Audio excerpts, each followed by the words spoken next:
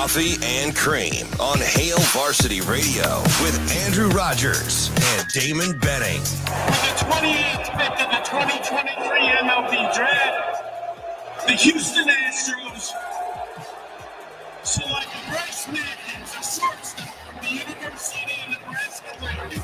And the pitch and a swing and a shot toward the alley in right center. That's way back there, and that ball is going to be a home run. It bounces back onto the field, top of the fence, but it got over that yellow line, and it's a home run for Kyle Isbell, and it ties the game 1-1. 2-2 now. Scherzer is set. Here's the pitch. And Manny gets a hanging breaking ball. Hits it a ton. Deep to left field. Way back. Gonna go! Second level of balconies in the Western Metal Building. And a 3-run homer in the bottom of the first for Manny Machado. He's had the Cubs off balance all afternoon long. Pitch, hit in the air, deep left field. Going back, McKinney at the track near the wall, leaps, and this one's gone. Seiya Suzuki. He delivers. Fly ball, left field. That one's on its way, and another home run for this Dodger home run hitting machine. The third home run of the ball game for the Dodgers tonight after 5 last night. Freeman's 17th home run of the year. It is 7-0, and Phil Nevin is seeing just about enough. Hey, good morning. Coffee and Cream in the morning on ESPN Radio here in Omaha, live on Twitter, live on YouTube alongside Damon Benning, Andrew Rogers. It's another week and another beautiful day here in Omaha. In the neighborhood. Yeah, in the neighborhood. Yeah, how about welcome to the neighborhood? I believe that's a Mr. Rogers thing, is it not? Shane, dead or alive? Oh, he's been gone for a long time. Okay. What's a long time, Shane? At least 20. That is a long time. As long as he's loved you. Long time. Long time, Shane. Long time. Hey, good morning, DB. What up? How you doing? How are things? I think I'm good. Cardinals are trying to make history, but you're okay. Yeah, something like that. I'll be doing something with a familiar name in town that saw his name on a draft board. Is that today? Yesterday. That's very nice. So I'll be doing that today. It's got to kind of be like pulling teeth because he's not always media. Nope. He's not always media. Let me get myself out there. Yeah.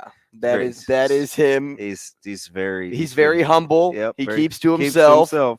But if you know him, yeah, you can kind of open him up a little bit. Yeah. I hate using the analogy of the onion, but just gotta peel back a few layers. You know what? If we just get a few layers deep, peel them back, people will start to love themselves. From Mike Bovey is who we are referring to. Pull them back. He was the third local boy off the chart. And we knew going into the MLB draft that Nebraska had 2, Omaha had 1. They were all projected around the top 40, top 50, and that's where they fell. I don't know if anybody predicted Bryce Matthews as a first rounder, though. Not 28, no. 28. I mean, everybody went early ahead of schedule. Yeah, Anderson went at 45. Yeah, good on him. And, wow, gosh, what pick did the Brewers have? 54? Was that Bovey? Yes. Trying to yes. think back to my I was Twitter thinking timeline. 45. Yeah, it was 54. Yeah, so it was funny, though, because you watched the first round and you knew the top 5 picks. Everybody had it set. 2 high school kids, 3 of the best college baseball players. Now, where they would end up falling, would it be Cruz Skeens or would it be Skeens Cruz? Then that went 1-2. The next 2 picks seemed to be locked in beforehand. I did not expect Langford to drop to 4. Yeah. I would have thought 3. The Rangers got a steal at pick 4. And it's weird to say that you stole at 4. Oh, yeah. But they absolutely did, because you don't have to develop a guy like Wyatt Langford. He's already there. Yeah, and you wonder, I mean, it's baseball, and maybe it was the slots. It could have been the money. It could have been the negotiations ahead of time. But, I mean, the consensus was 1, 2, 3 in some way, shape, or form for Skeens. At least over the last month. Yeah, so, I mean, I don't think he's disappointed. I wouldn't be disappointed going to the Rangers over the Tigers. Yeah, right. So, I mean, I get to each his own, right? That's kind of how we're just looking at it. But Max Clark is a beast, so he deserved to go 3. And then we saw Walter Jenkins go 5. I was laughing because, you're watching it, then I'm following along on Twitter, and then you go back to watching it a little bit more. And I ended up back on Twitter and saw Steven Schock, who we had on the show back during the College World Series. He was in a bar in North Carolina, the same town that Walter Jenkins grew up in and played in. And he said, I was the only one that cheered when I heard his name called. And he's like, does anybody know, what happens in this town? I don't think so. When it comes to the MLB draft, it does not carry the same hype as the NFL draft, for one. We're talking baseball. You would think that you'd at least know a top 5 kid in town. Yeah. You would think, especially if you're in the town. It's not just the state. It's not like he was out in Charlotte or whatever. Maybe they're from Charlotte. Who knows?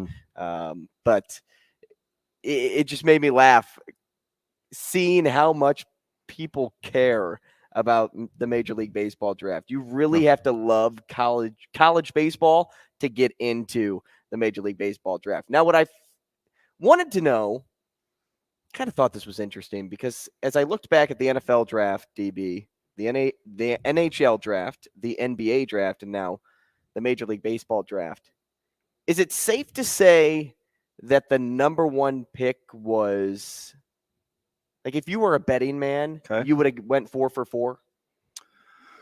Wembanyama, Skeens, Bedard, and Young. Yeah. Is it safe? Is that one of the first years that you could say you felt maybe the only confident in the 4 drafts? I've never given it much thought, but this seemed pretty easy. The only ones easier than most. Right. The only ones you may have gone sideways on, baseball for one, because you don't know if you need a pitcher or a position player. You could have said Cruz. Right. NFL, I know people were talking about Stroud, but I was always on Bryce Young. So maybe that was just a personal thing. I didn't think that there was a chance at the other. Did a lot of NFL this weekend, watching old Super Bowls, paying attention to camps when people are reporting. And the old Super Bowls took me down the rabbit hole of quarterback play, which got me fast forwarding into this year as we're trying to usher in a new guard. And you were making light of it all fair a couple of weeks ago, but I'm kind of with you because I was looking at the quarterback tiers. Boy, the assumption that Trevor Lawrence is going to be the man is it the Doug Peterson effect? Is it the comeback wins last year? But he all of a sudden has he's skyrocketed to MVP prowess. Yeah, he's overtaken Herbert, which is kind of weird. But I don't know if this is a put up or shut up year for Herbert. It really isn't because he got paid last year. But man, you'd like to see him do something meaningful in crunch time. But that whole quarterback tier thing had me. Now all of a sudden Lamar Jackson's good again, right? When he was going through his whole contract, it was like, I don't know. He can't play with anybody else. He's got all his weapons again. Now he's back in tier 1A, top 5. It's just it's just really, really weird. Spent time in the old Field Steel mag too, and I got a couple of I don't know if you could call them dark horses because one's a perennial power. I just feel like they are pretty overlooked. They are no longer the darling in the ACC. But how is Clemson not going to be good? I don't know. I feel they'll be lights out defensively. They got 2 good backs. I feel your the last good guard, years, center guard, well, they win double-digit games. Right. And we leave them for dead. Right. But I feel like if they're not in the college football playoff, people are all out on Clemson. You're not there anymore. I kind of like Clemson. So it's Clemson and who? In the ACC? Yeah. Florida State. I love me some FSU. It's not anything new now because I think everybody's and that was the issue. You could have gone back 2 months and if you wanted Florida State to win the national title, you'll probably get them at 500 to 1, maybe 400 to 1. It was 7. It was cool back in 17 to 1. January, but it's not so hip anymore. Did I say 550? So you knew what I meant. Yeah, I know. I know. No, so okay, interesting that you brought up college football, because today we will really get into the weeds of the schedule for Nebraska, and we will go. We're going to try to go in order. Are we doing that today? I didn't get confirmation. We are going to do. Shane, did you give me confirmation last night? I sent. I got it. You gave me a bounce back message. Is that what happened to it? It did, yes. Yeah. Good thing Northwestern isn't on the schedule. For today. Boy, that escalated quickly. Yeah, the Pat Fitzgerald news, that really encompassed my Sunday. Like I was looking at a few things, and then another new thing would come out. Then a headline would change on ESPN from one thing to another. When folks are calling for your prez and AD to make a move, and your AD has to issue another statement. Mm-hmm. How about see, this is what I don't like, though. I'm just going to full disclosure. Hit me with it. If I can't stand it, you folks know this about me. If you know something and you've been knowing it, right? Like, it's like the girl that tells on the dude after all this. Like, don't do that. Don't do that. Now everybody's just coming out of the woodwork. It's like it always happens. Like, I don't understand why all of a sudden. Oh, I mean, he had to know. I mean, the whole clapping over the head, and when Fitz sees it, that means he has to be acknowledged. It's like, hey, we got one. And I'm not making light. I mean, maybe those guys are traumatized. Right. Maybe that's what was going on the last couple of years, outside of the fact they had poor quarterback play, not a lot of good players to give him an onside kick. But I just couldn't. It was like something new every couple of minutes coming out of this deal. And we went from laughing. We poo-pooed this thing the other day on the show. We're like, 2 weeks in July. Oh, that's going to leave a mark. Not really. Right. To now, it's like, who's going to be the next head coach? Mm-hmm. That's kind of how it feels. Well, and what's even weirder about the whole situation is you have one player that comes forward with all of these details. And as you said, like, whatever comes out to be true is what it, or this is the decision that takes place will ultimately run the results in the end. But when you have one player coming out with all these things, and then you have a bunch of former players stepping up to the plate quickly, really quickly, to defend the head coach, then it has you thinking like, oh, how much of this is true? But then I thought, well, maybe these guys weren't ever the freshmen on, had to on the Shrek list or whatever they called it. Is it the running list? The running list, the car wash, whatever. Like it was one after another. So I'm thinking like, okay, well, if you were in a position of, we'll call it power, say you were a quarterback, you probably aren't getting the brunt of the blow. But if you were let's just say you're a linebacker and you were third on the depth chart and you were a freshman, like, okay, you're probably more in that category. I don't know who the former player was. Nobody does because he stayed anonymous. But then I saw another former player say, well, I was approached by this guy and all he wanted to do was take Fitz down. All he wanted to do, that was his goal, get Fitz fired. So if you're coming at it with that attitude, now are you just mad because of how things were? We saw the same thing in Iowa. Right. It's just a couple of years ago. Then you're like, man, is this a witch hunt? Then you got former player on former player crime, and this never happened to us. I don't want to listen, it could be a cultural thing. The player's anonymous, so he could look a lot closer to me than I think. But hazing, as far as I know, didn't involve. Like, we left that to the frat people that got weird with sexual innuendos. Like, we didn't do that, right? You took it in some other ways. Now, I mean, it's probably a poor choice of words, but Like, what is it with the sexual intimidation? I don't know. Like, I could see either violence, a little, scare tactics, but did you read what that stuff meant? I Yeah. was like, this is just Yeah, weird. Like, the linemen soap up their bodies and block the showers. I'm like, what is going on?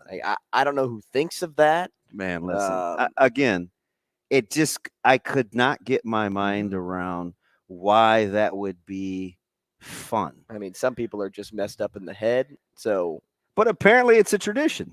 But that's what I'm saying. So, like, once one person does it, now it just becomes like a thing that you do. I don't get it.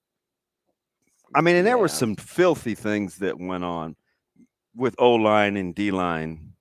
But see, okay, at Nebraska, but it wasn't. It was for like your birthday, and I mean, we had these things that people would do, and they were just gross. But it's a joke, DB. It's just a joke. It wasn't like. And the weird thing is, the guys, and I don't want to speak for the O-line, D-line, because there were some people they tried it on, and it was not gonna go well. But there was a ritual, and it's a couple linemen in particular were always the ringleaders. Sometimes I think people think it was a rite of passage, like when you went through it. So if that's the case, is this one of those deals where it's like, oh, I tell you, in retrospect, man, that wasn't cool. Like, is it one of those deals? So this is what I found interesting too was this quote right here. Some people thought it was fun, while other people thought it wasn't a cool experience. Yeah. It was very traumatic. In that sense, it does point to a culture. I read that at the because bottom. there's a fine line as it pertains. Is this team bonding? Is this team building? Or is this hazing? Yeah. When you find a few people that find this like in good light, because maybe you weren't, they didn't take it out as hard on you, right? Like maybe if I was a player and they bullied me a little bit harder, I'm gonna use that term loosely. And the things that occurred were a little bit tougher on me than it was on the next guy, then yes, I can see how that could be traumatic. But when you take it a little bit lighter on some of the other freshmen or the young ones on the team, and they think it's funny, they're out there laughing about it. That's why the behavior continues, because it's even if I was really traumatized in that moment, I'm not going to be the one to speak out because, well, Joe and Tim, they would look at me sideways for doing it because they'd be like, no, dude, that wasn't anything. Yeah. But to me, it was everything. Well, and it's weird before we get into the tricky conversations of all the 2020, the 21st century buzzwords like victim blaming and whatever else terms people want to use to quantify groupthink. How many does it take if, quote unquote, everyone's doing it for it to be for enough people to not like it for you to change the behavior? Because that's really what we're talking about, right? Is it 20 out of 300? Because the 20 will tell you that is 20 too many. The 300 will say it's a small sample size. Where were you when this was really going on? Like, did you feel like right from wrong real time? Were you? I think, and listen, I'm not going to get into the cycle because a lot of times people will tell you when you've been conditioned to do something, typically when you're a child, you think it's right. We see this with molestation. We see this with lots of interactions with young people, old people. Is there enough age disparity in knowing right from wrong with this peer group, or is it still a dominant versus not dominant kind of thing, which allows it to go on? Like, that's kind of the low budget shrink. My apologies, Dr. Stark. Psychologist take on it, right? It's like, I don't know. I just, the whole after the fact thing, and Like, what are you afraid you're going to be kicked off real time? Like, maybe that could be a thing, right? I don't want to sit here and be naive and think like, oh, like you've never succumbed to peer pressure or groupthink. No, I have, right? But if I'm going there later on with this conviction and I'm being anonymous, there's something about that that doesn't sit well in my stomach. Yeah, the first thing I did think of was why, and it's hard to say because I'm not in their position, but why didn't you just attach your name to the story?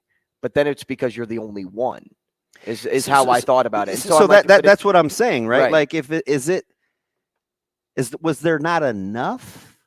Did you feel helpless? Because now you're out of that situation. Is it? I don't know a lot of people's mental makeup, but are you so traumatized you can't give your name, but not traumatized enough to not say anything? I don't know. I've never been a victim of something to that degree psychologically. Right. I'm assuming you don't want the backlash, because if you're the only one, you don't want all these players who are siding with coach. Yeah, but if he's the only one, Fitz isn't going to lose his job. Maybe, because in the world we live in today, it seems like you don't need more than just one anymore. Well, so did you read the restatement from the AD? Apparently. Yes. Apparently he didn't have all the details, right? He focused on just the one instead of its totality. Its totality and overseeing the dereliction of duties, right? Like, you're the overseer and the caregiver of this program. I felt like he was basically just saying, man, what did Fitz really know versus, gosh, is this systemic culture that he was allowing to go on? But where was everybody else? Are we just not hearing from them? That's the part about like doing this without, we're not handicapped with all the facts, right? Yeah. What were the numbers? How many are in? How many were affected? Or in agreement? You know what I mean? Because I don't want to sit here and say, even if it was only one, that's not a traumatic experience. But if it was only one, is that enough for the takedown? And that's why I really think that last line of the article was so powerful about how some people thought it was fun or funny and others were traumatized by it. Because when you have such a mixed room and say it leaned 80% fun to 20% traumatized, when you have that, that's when you kind of enable that behavior to keep continuing, because you know that, hey, Damon Benning thought it was funny. Thought it was funny what they were doing, and he was laughing the whole time. But then you got Joe Schmo that came in next, had his head clapped over, and all of a sudden he had the hood on his head, and they were doing whatever, and he didn't like it. But Damon Benning and everybody else thought it was funny. Andrew Rogers thought it was funny. It's amazing how serious this got in like 72 hours. Just the weekend. This went the weekend. This went from, why would you, like, is it a big deal to suspend a guy without pay in July? To, man, we need to call Matrix Analytical and college football professor for the next hot candidate. I'm dead serious. Yeah. Right? It's pretty insane. I just don't know how I feel about anonymous. If I'm really sending a message, I don't know. We'll take a short break. Rogers and Benning will be back in 5 minutes.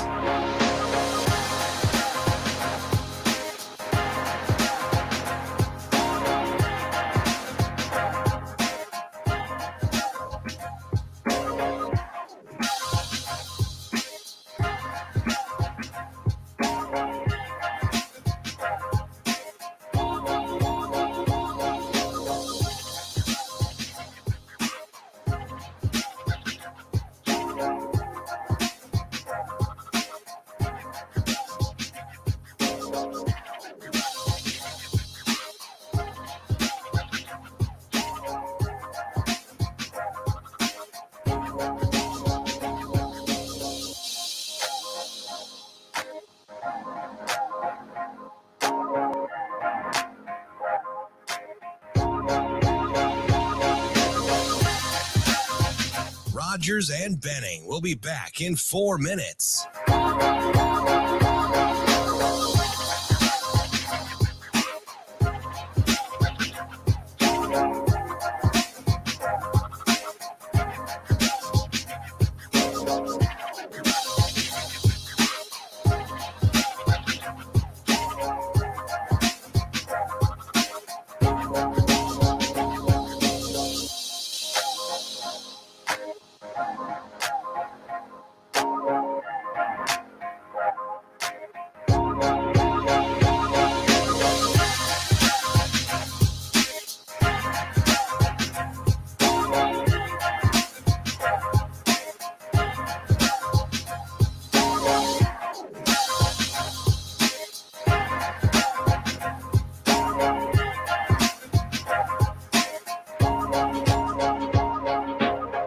Rogers and Benning will be back in 3 minutes.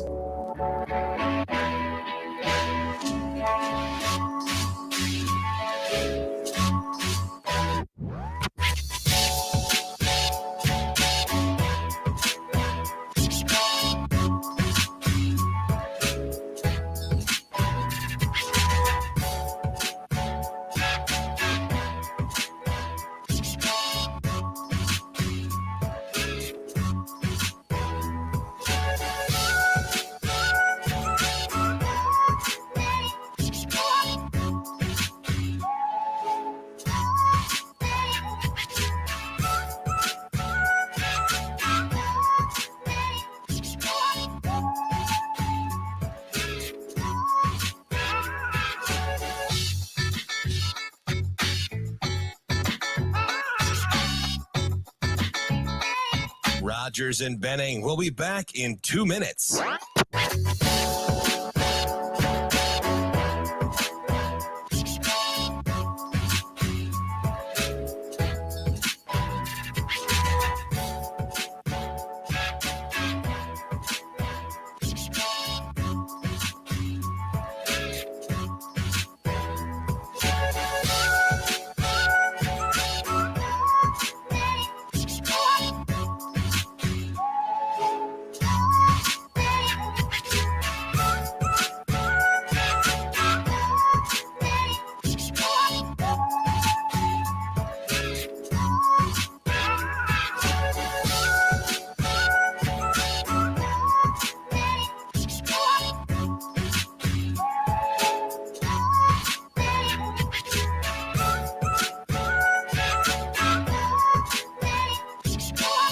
Rogers and Benning will be back in 1 minute.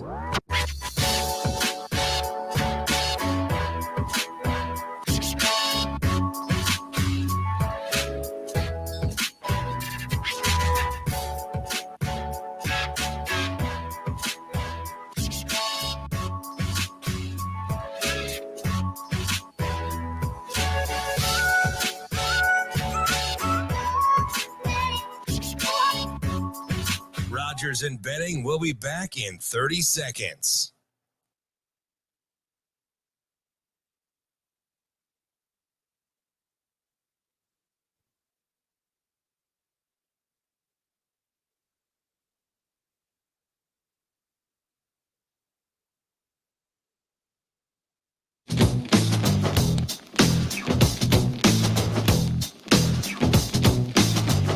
Coffee and Cream with Rogers and Benning on Hail Varsity Radio.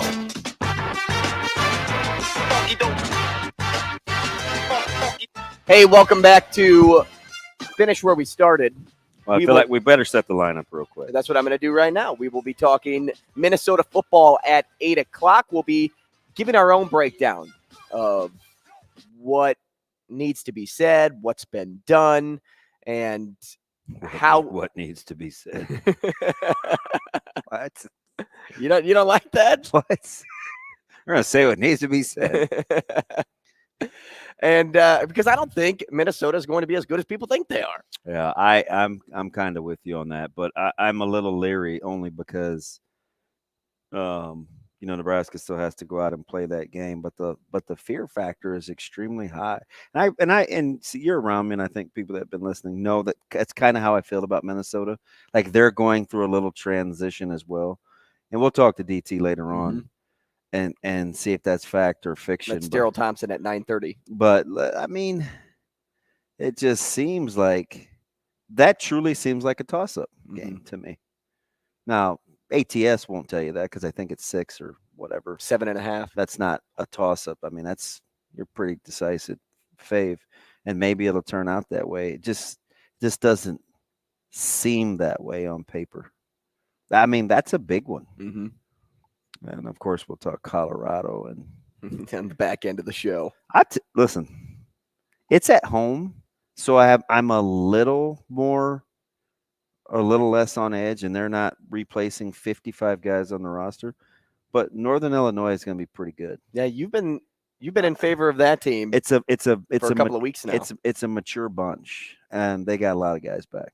So and Rocky Lombardi, he's played here before. Like they're going to run the ball and they're going to play good defense. That is a well-coached football team. So the plan is to take it day by day, no pun intended. Day by day, we get better and better. And we'll start with Minnesota. We'll hit on Colorado on the back end of the show today, and then Day after day after day. Exactly. We'll just go through the schedule from week 1 all the way down the line. We'll talk to Brady Oltmans at 8:45. We'll get the Nebraska point of view. We'll also talk to, is it Phil Rogers at 9? I think so. Yeah, Phil Rogers. Talk a little That is Major League correct. Baseball. Thanks, Shane. And see why you guys are flirting with history. The wrong side of history. There's some Yes, sir. There's some impressive stats. Like, St. Louis has never finished last since that division was formed. The Tampa Bay Rays, have never been in first place at the All-Star break since their inception in the East. It's a lot of weird things going on in baseball. And we talked, was it last week where I said nobody has any numbers larger than 4 either way, like the win streak? I think nobody that was beginning of last week. Yeah, yes. Nobody had won more than 4 or lost more than 4. And we now have a 5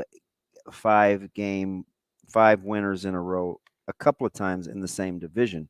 The Orioles and the Red Sox have both won 5 in a row. Here quietly, come the Sox. Quietly, they've won 8 out of 9. Mm-hmm. Which I don't know. You look at the Yankees, and they just fired their hitting coach. Yeah, they're tickling 213, I think, as a team batting average. It's third worst in the league, and still only 2 out of first place because all of a sudden the Rays have kind of stumbled a little bit. I think they've lost 7 out of 10 or whatever. No bueno. Oh no. Well, I mean, it's just. I mean, baseball. It's just. The Rays have dropped off a little bit, but who would have thought they would have stayed on top of the world like they were? Yeah. Like you expect that out of the Braves. You don't expect that out of the Rays. Oh, they hammered the Braves yesterday, which was interesting. That was a good pitching. It was supposed to be a good pitching matchup, but it didn't turn out to be. It didn't turn out to be the case. I'm surprised Scherzer got hit around yesterday the way he did. That was supposed to be a good pitching matchup. I'm just happy for whatever the reason that the D-backs have kind of slowed down a little bit. And I'm happy to see Corbin Carroll immediately back. Yeah. After the Dodgers finally ran them down at the break to pull even a little bit ahead in the win percentage column, but crazy first half of baseball. Well, and I guess the only thing that is predictable is the Angels dropping off when they do. When their top players are either out or not performing, they are 1-9 in their last 10. Yep. And the wheels came off quickly. Now Marino's probably thinking, man, I wish I should have sold.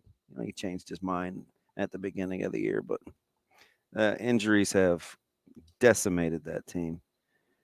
I mean, it's crazy. Drury's on the IL. Rendon is out. Nito's out. Ward is out. Mike Trout is out. That's some dudes. So it's like Neto. Now, to finish off our point in the opening segment about Coach Fitzgerald and what his future is looking like. I'll read this point before we get to Lance on line 1. Ashley actually sent us a text. Your Ash? My Ashley. Mary Kate Yeah. and Ash. She said, I see DB's point of view on this topic, but I definitely side more with the other. When you go through traumatic things, it can be really hard to talk about. That's why when one person speaks up, others tend to follow because they feel empowered. No, I totally get it. And like they have support and they aren't crazy. When you're in those situations, you can convince yourself it didn't happen, so you suppress it. But I can see when it's anonymous, you're like, I don't know if I believe this. 100%. No, I totally, and I'm painting, I think, because it's not even in my defense, but like I'm letting you know the degree of difficulty from a traumatic experience. I wonder what it was like real time though. Mm-hmm. Like, were there any signs?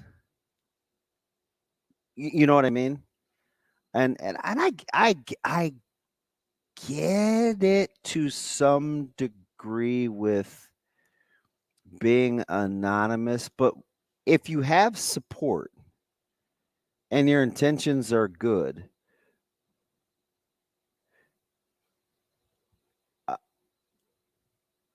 There's just a lot about the story. I'm concerned about the motives of the story. Mm-hmm. And that's what it is. Because when you hear some people say, hey, he was just going after coach because of what happened to him, like this was his primary goal. We had several names named in Coach Ferentz issues, right? Like, I'm just trying to figure out what makes this one different. Right. Didn't Mike Leach lose his job similarly at Texas Tech over a hazing incident?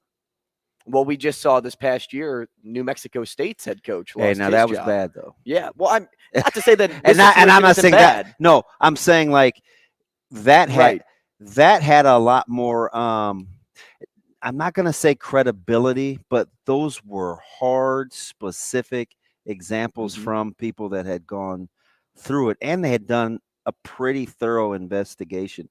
I wonder the players that talked from Northwestern, are you like, if you're being deposed, are you like sworn in under oath when you do depositions? So where's my legal head? Where's TK? He'll chime in. Do you know what I mean? Because I just want, like, are you feeling compelled to have told the truth when you're being deposed? Something else I thought about too was if you didn't get the playing time you wanted as a player, and say some things happened to you as well, is that adding fuel to the fire for the motive of, hey, I'm coming after coach. I want coach out of there. Coach has to go. TK says, yes, you are. Thank you.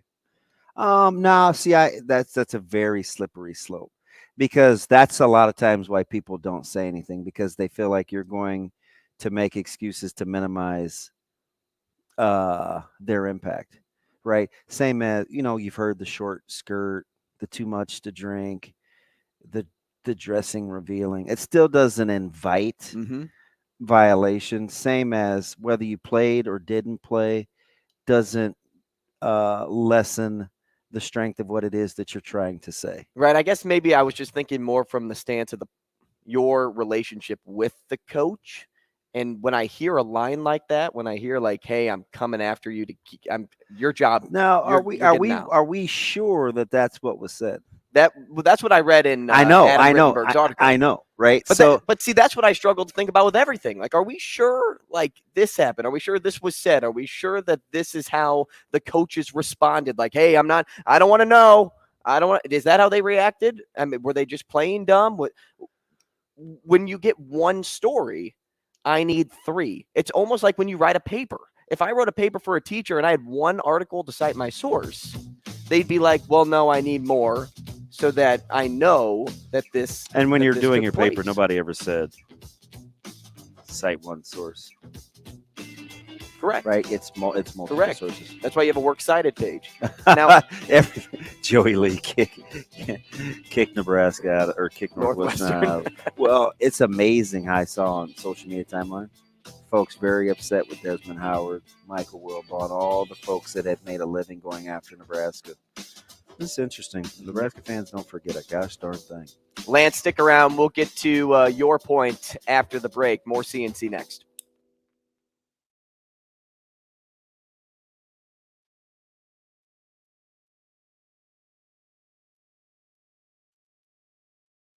Top. Now he's not in man coverage.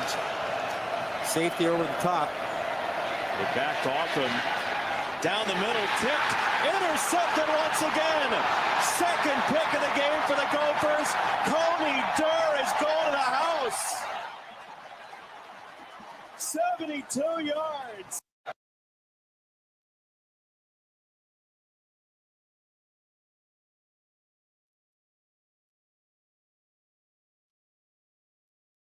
Rogers and Benning will be back in 4 minutes.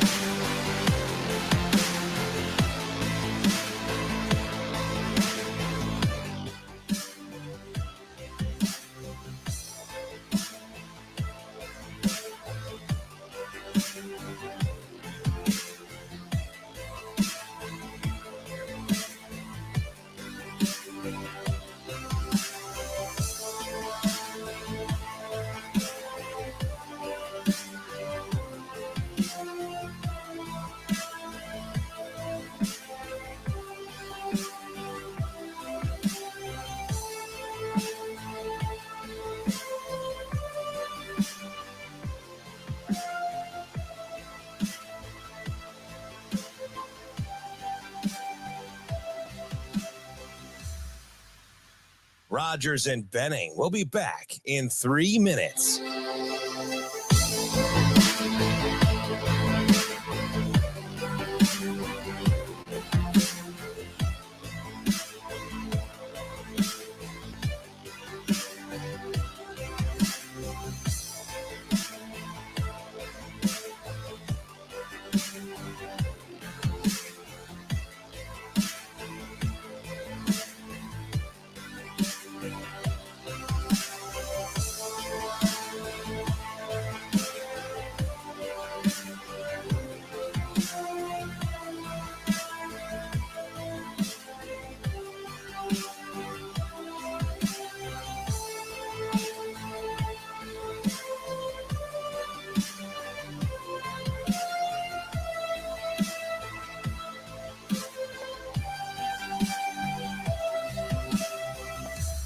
Rogers and Benning will be back in 2 minutes.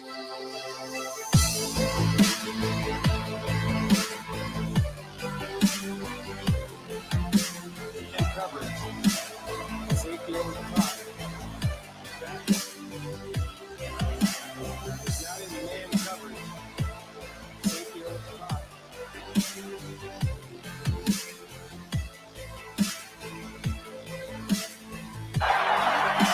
It's going to the house.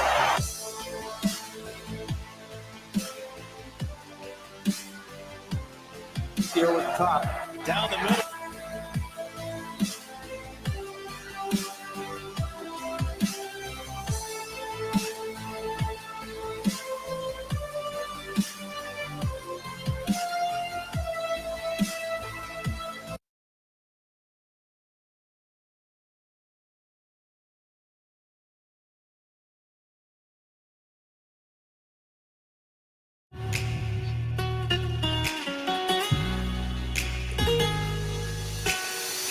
Coffee and Cream with Rogers and Benning on Hail Varsity Radio.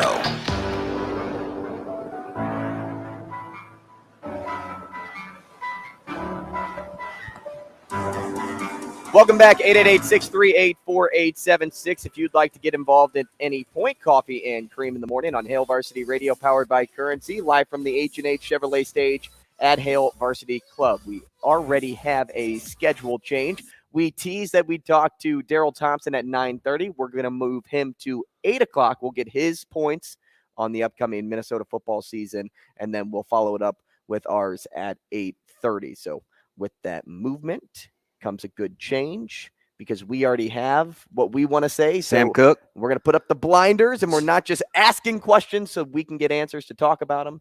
We are Go and ask the expert. Though. Change gonna come. I was watching some of his highlights. Side note, watching some of his highlights. Who's?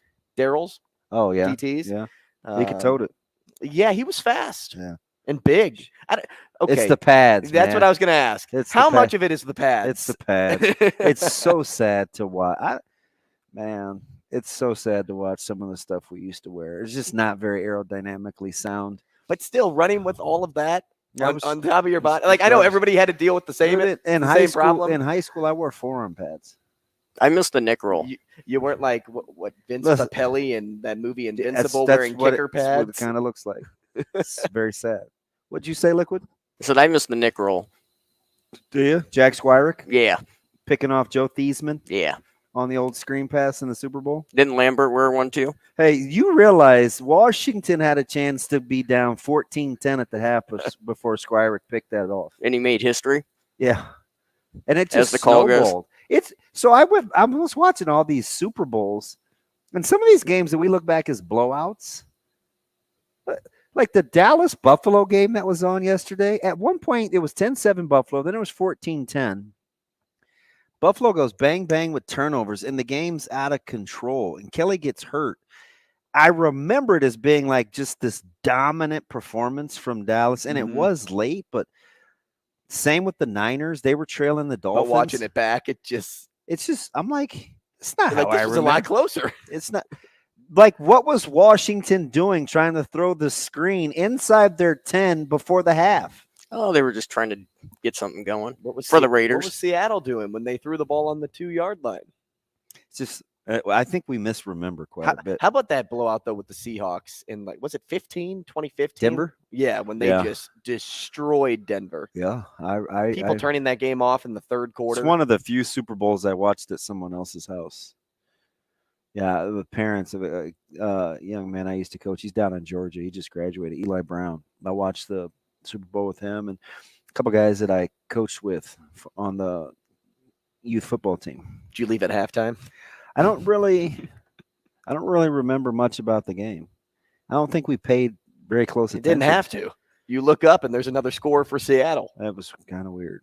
Let's go to the phone. By the way, that DC team, they aged a lot after that game. The Commanders of '83 that was playing the Raiders. Oh yeah, I didn't.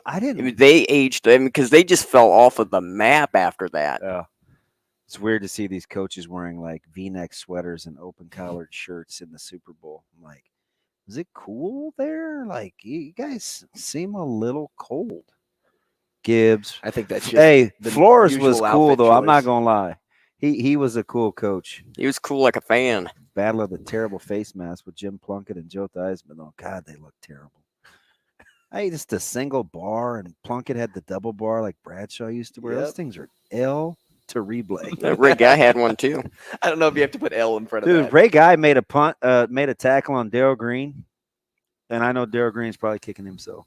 Darrell Green was he was a monster. He was a baller. Underappreciated.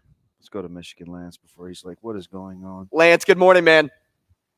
Hey, what's up, folks? No, it actually was pretty cool. I was actually listening to you guys, so that was good. So is it just me, or like I'm watching these games and I feel like I look at the scores and they were blowouts, but all these games have these turning points in them where it just snowballed. Even the Steelers Cowboys after O'Donnell's pick to Larry Brown, like the Steelers outplayed them in the second half. Buffalo was. Thurman Thomas got dinged. Jim Kelly got hurt. They had the fumble scoop score. Like, I don't know. I thought that Dallas team was pretty awesome, but Buffalo was right there for a second. People, in hindsight, man, they went to 4 straight Super Bowls. Like, I understand they didn't win one. Yeah, they were good. But like you said, it's not like they were just – people make it say, oh, they lost 4 straight. Like, yeah, you know how hard that is to even get there and actually be in games? Yeah, like they weren't getting blown out like that. Like, I was telling Ruru last week, there's a handful of guys that I've come around on over time. That I didn't used to like that. Who one of those guys is? I couldn't stand him real time, but he's better than his critics give him credit for. Troy Aikman was pretty good. He didn't put up the prolific numbers.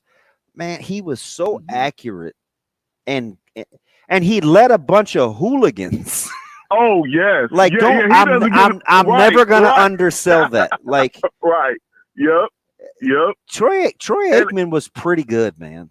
I used to hate. Troy was, when it comes to like, I don't know if people say like Tom Brady's like they say he's like a team guy, the ultimate team guy. Yeah. Like, man, Troy Aikman, like he sacrificed his numbers because he could have threw it around the yard, like Marino and them guys or Favre, but.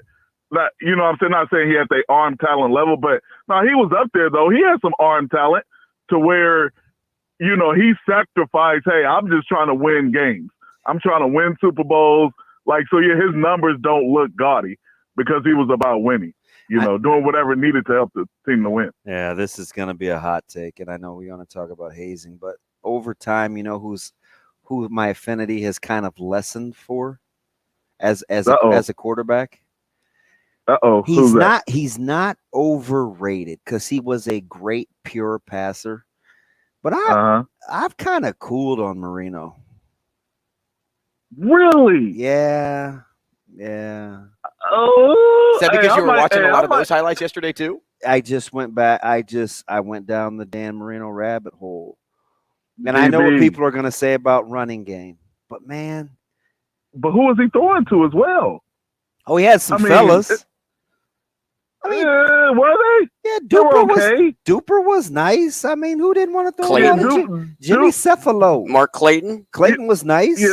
OJ McDuffie was nice. No, stop, man. Like he said OJ McDuffie. So Warren Moon throwing to Givens and Duncan, like those guys are Hall of Famers? Like, what are we talking about? Not at all. I'm a Warren Moon guy. I like Warren Moon too. Who was Alvin Harper without Troy Aikman? Like, look, cut it out, man. Like, well, I mean, hey, he had the playmaker. Yeah, Michael Irvin. I mean, it's not like running slants. Like, hey, he was the king of slants and hitches. Hey, man, and celebrating 8-yard routes.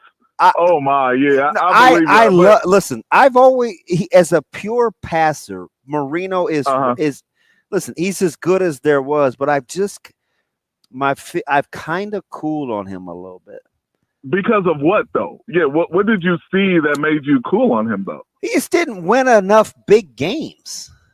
I mean, come on, man. He wasn't. I mean, that team wasn't constructed. That wasn't champions. You know what I mean? I know. Let's take the Bills. Let's take the Bills, for example. We just talked about them. They won. Who had a better team? The Bills or the Dolphins? Like the Bills. Like, I mean, back then, you had to have a complete team to win. Nowadays, you don't, you can kind of sneak some in, but listen, I'm not hating. I wanted the Steelers to draft Marino. I'm simply telling you, I've kind of cooled on his because there's a lot of Marinos now. Well, the game has changed for these guys to be Marino. So is that fair to say that I've kind of cooled? No, because those guys couldn't make it in the NFL in the 80s, 90s, and quarterback. Like, it was tough to play quarterback back then. Listen, especially Jared Goff may have thrown for 4K on the regular in the early 80s. If you're just talking about accuracy and ball placement. No way. Okay. No way. The way the DBs were covering back then, like, no, he couldn't. Hey, when you watch, go back and watch Montana. Were you thinking, "Ooh, man, this dude is sweet"? Joe Montana was a quarterback, you idiot. Like when you watch him, just go back and exactly. Yeah. So you gotta watch it. Is what I'm saying, and it kind of. I know what you're saying. It's a different game, though, man. Like, I understand. But even back then, nobody thought Joe Montana. But people didn't think Joe Montana, was the you know what I mean, like greatest talented quarterback anyway. Like he got into a system that was successful for him. You know what I mean? Well, we're going down this rabbit hole. We only have a minute left for you to talk about hazing. Well, yeah, I know. I know. Thanks, Thank but, you. Right? I know. I'm just thinking out loud. It's all good, man. Like, so at Nebraska, right? Wasn't there a hazy? I know one of them was like a ritual of cutting people's freshman hair bald. Well, yeah. The D line had to. They wanted them to look a certain way. Yes.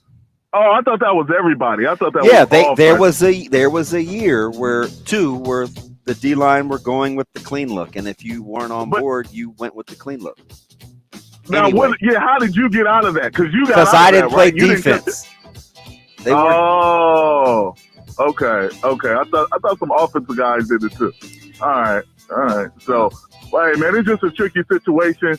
Always is. Did they thoroughly investigate this thing? Like, I'm waiting. Why'd they go so fast? Yeah, I know. Relax. I know. Like, I'm waiting. Yeah, 72 hours of information felt like it should have taken a couple of weeks. I'm definitely with you. And I'm not vouching for Fitz. I'm just saying, how many are there? Thanks, Lance. We appreciate the call. Darrell Thompson up next. Rogers and Benning will be back in 4 minutes.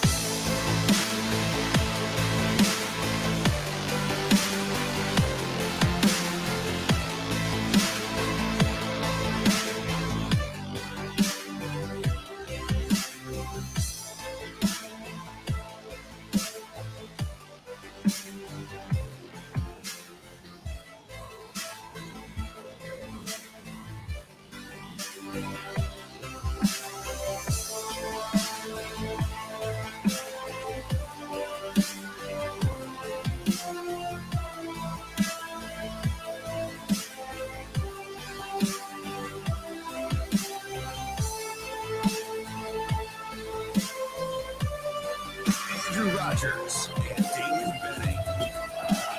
He's not in man coverage. Safety over the top. Rogers and Benning will be back in 3 minutes. Second pick of the game for the Gophers. Cody Durr is going to the house.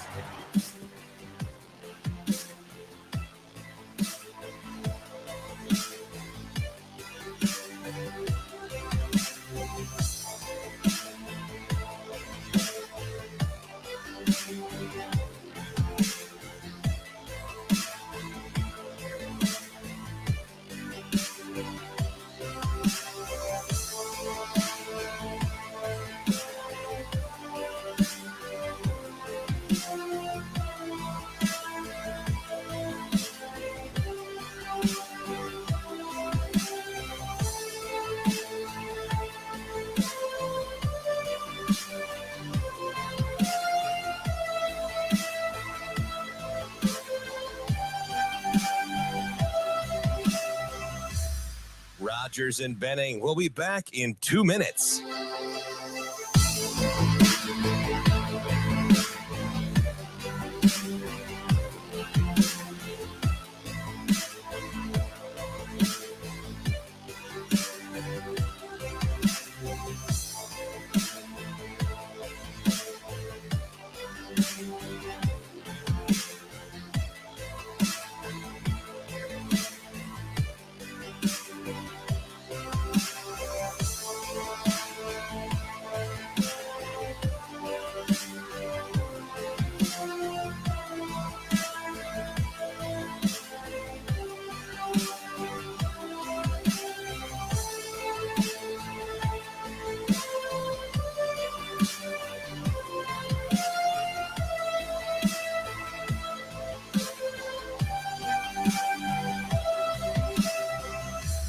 Rogers and Benning will be back in 1 minute.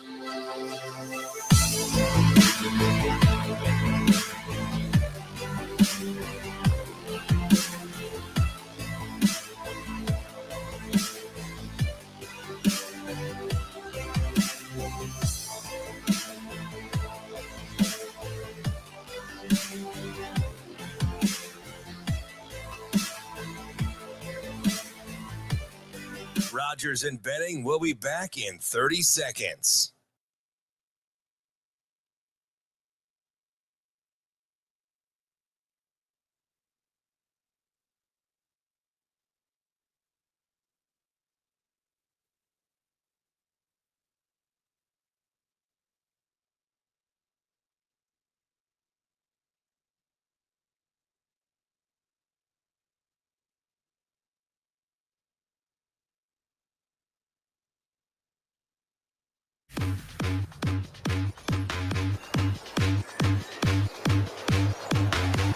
Coffee and Cream on Hail Varsity Radio with Andrew Rogers and Damon Benning. Now he's not in man coverage. Safety over the top. They backed off him. Down the middle, tipped, intercepted once again. Second pick of the game for the Gophers. Cody Durr is going to the house. Hey, top of the hour here on Coffee and Cream in the morning on Hail Varsity Radio, powered by Currency, alongside the Orange Bowl MVP, Damon Benning. I'm Andrew Rogers. I have to come up with new nicknames for you. Because you call me Ruru, you call me Drew Down. I can't just call you DB every time. If it wasn't 2023, I would keep calling you AR-15, but that's frowned that upon, is true. So I don't say that anymore. Can I say DT without think so. Without Darrell being offended? I think so. We both wore big shoulders. Oh, you can. Oh,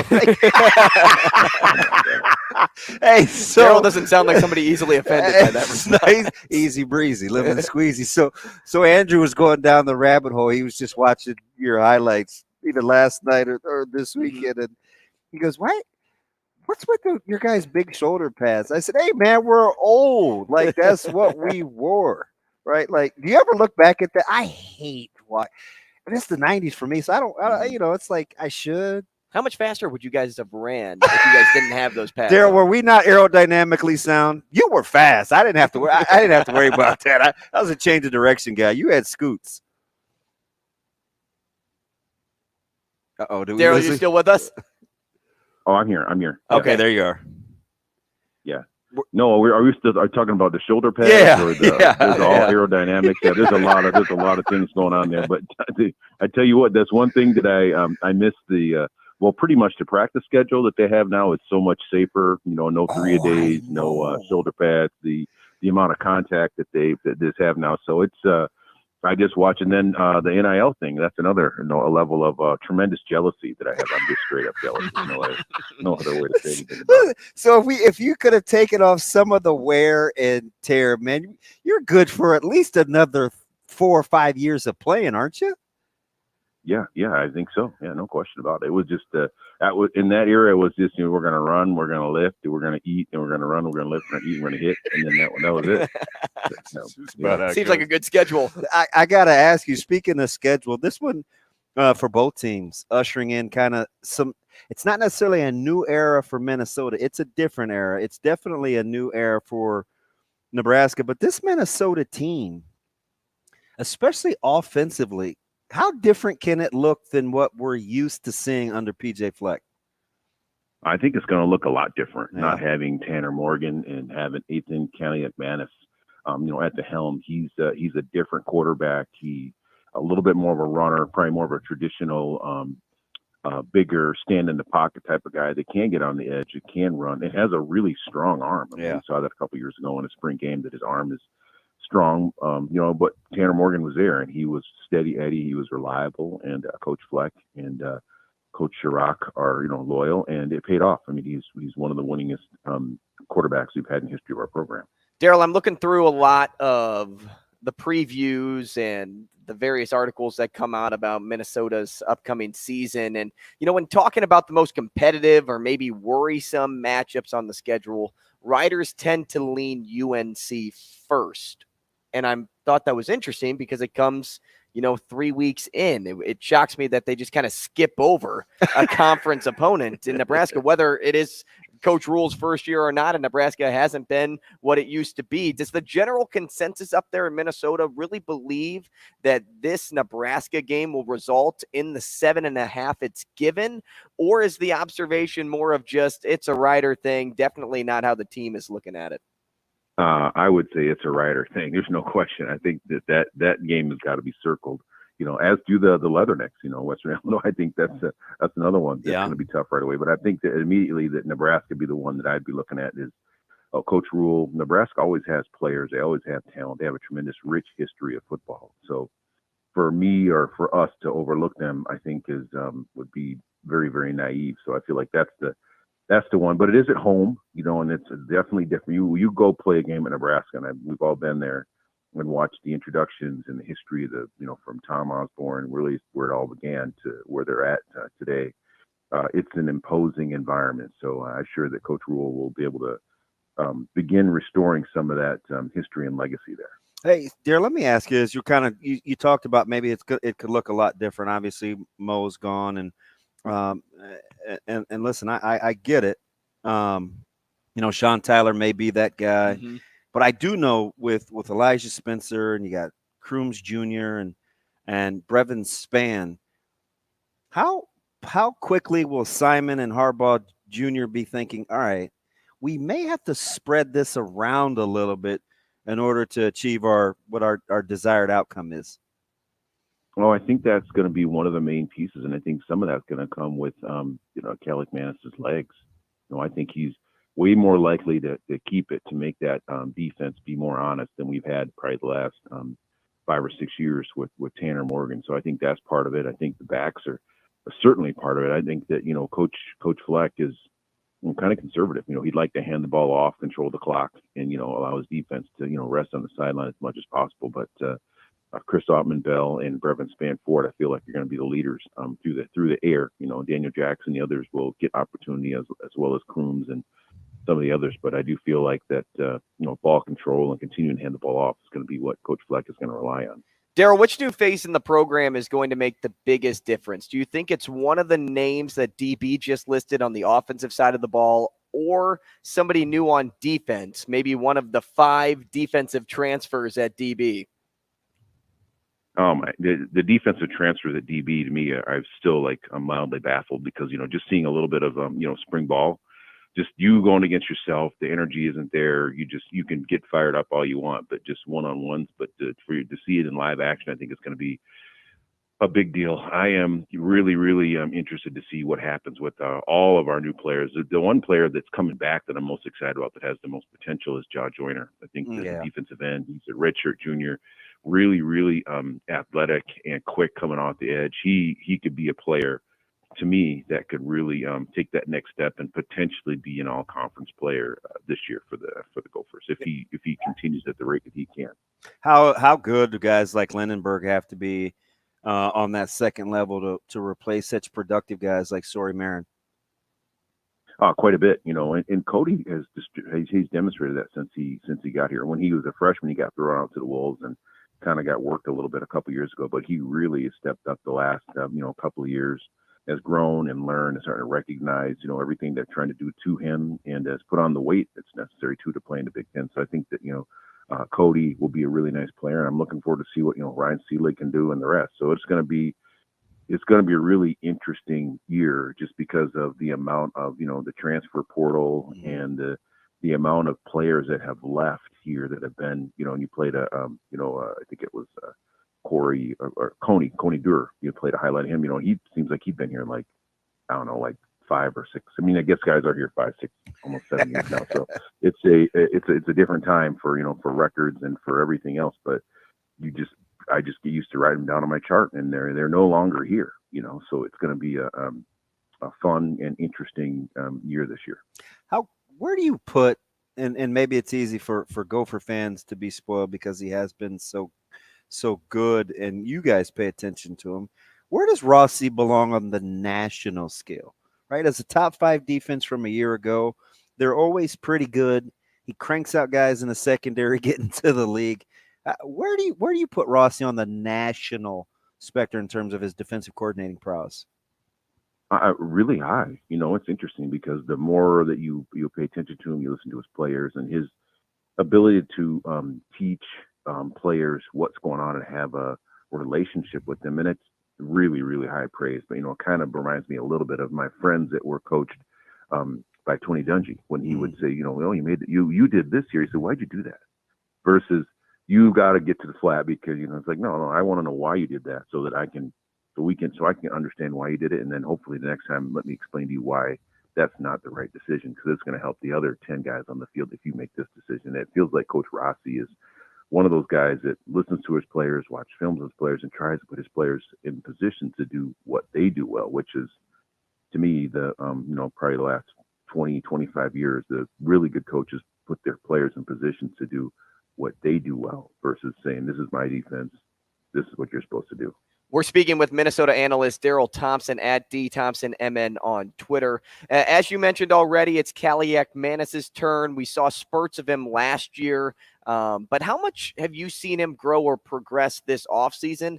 And maybe along the same lines, how much does the playbook have to change to fit Kaliakmanis over Tanner Morgan? They drilled Nebraska with that RPO game, but he's got a big arm, man.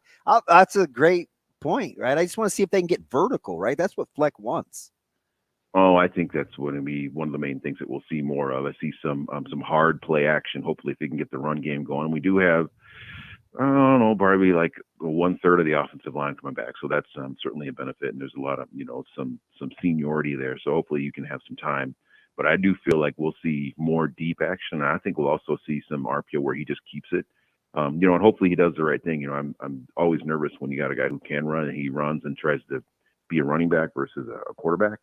So, let's get down, get your 8 yards, get your 10 yards, pick up the first down, and get down. Don't try to take on safeties and corners and linebackers and get dinged up. So I do feel like there will be more opportunity for him to get downfield and more opportunity for him to get to the edge and pick up yards. Darrell, as you kind of take a look at this season, and the expectation levels. I hear a lot of Iowa, a lot of Wisconsin. Minnesota could be right there if what goes right for them this season. I think that the main thing is defense. I'm really concerned. When I look at the defense and the amount of names that I recognize that I've seen, and not counting spring ball, there's just a lot of guys over there that have not played very much football for the University of Minnesota. So, bringing a lot of transfers in and the amount of people that left, I think there's some guys there that I feel good about that have done, good things, but there's still pieces on the defense, especially particularly on the edge at that cornerback and safety position. I feel great about Tyler Nubin, but some of the other guys, Jones and Henderson and some of the people that we have not seen very much of. What about Darius Green? How much pressure? Oh, quite a bit. Yeah. Quite a bit. He's coming in for a guy who's, playing in the league now. So it's going to be a challenge for him. But I think he's got great leadership with Tyler Nubin. He is he's All-America caliber. Yeah, he is an All-American caliber, big, strong, smart, a leader that's been in PJ's program now for 4 or 5 years. So he is the type of guy that you want to have alongside Darius Green. Darrell, the best programs out there are ones that can identify their weaknesses. Where do you think this team's biggest weakness is heading into the season? Could I make the case that it's on the O-line since they're replacing starters there? Or maybe replacing Trickett. I would say that it is probably the offensive line, and then I think it's also the pass rush. We didn't have very much of a pass rush last year, but I think I'm fairly confident that Strigal and Jaw Joyner can, kick that up a notch. I think that Jalen Loden-Redding is also another young player, that's really talented and has not got much of an opportunity just because of the people that were in front of him. So it'll be the pass rush. I think, both defense and offensive line, and particularly in the edge, to me is where the most concern is. There, I'll get you out. Last one from me. How much of an anomaly? Because, I'm looking at that, and I thought maybe you might say the special teams, right? Because you do have to replace Trickett, but 118th in Division I, getting the quarterback to the ground behind the line of scrimmage last year, yet a defense ranked 4th nationally. The greatest head scratcher ever. That is unbelievable when you aren't getting the quarterback to the ground. It speaks to Rossi and the discipline and how those young men knew what the offense was trying to do to them typically almost all the time. They really were they were in the film room. They were very disciplined, and they made adjustments on the fly. But you'd hope, the goal is like, hitting a long ball, you want to get home and get that quarterback on the ground and get some strip sacks and some fumbles and things like that in the backfield. Hopefully this year with Jaw Joyner and Danny Strigal, there'll be more opportunity for that. Yeah. Darrell, when it comes to winning the West, we'll get you out of here on this. Minnesota's always managed to lose the game they couldn't. And so when I look ahead to this schedule, the schedule this year in 2023, I'm like, gosh, it seems brutal. You have Michigan, Ohio State, the usual West suspects. When you look at the schedule, which games are you thinking they have to win to have a shot at the West? Ooh, that's a tough. I actually pulled it up to look at it a little bit this morning, and I just feel like it's Purdue, Iowa. I mean, obviously, Northwestern. It's at Northwestern. I know they're going through a little bit of stuff right now, but that'll be most likely over by then. And Illinois. I mean, there's a lot of teams that are just on the come up that that maybe even weren't in the past. So I feel like it's that Iowa, Illinois, and Purdue game to me, that are going to be a challenge. And Purdue is at Purdue, Iowa, we're at Iowa. So that just to me makes it a lot more difficult when you're on their turf.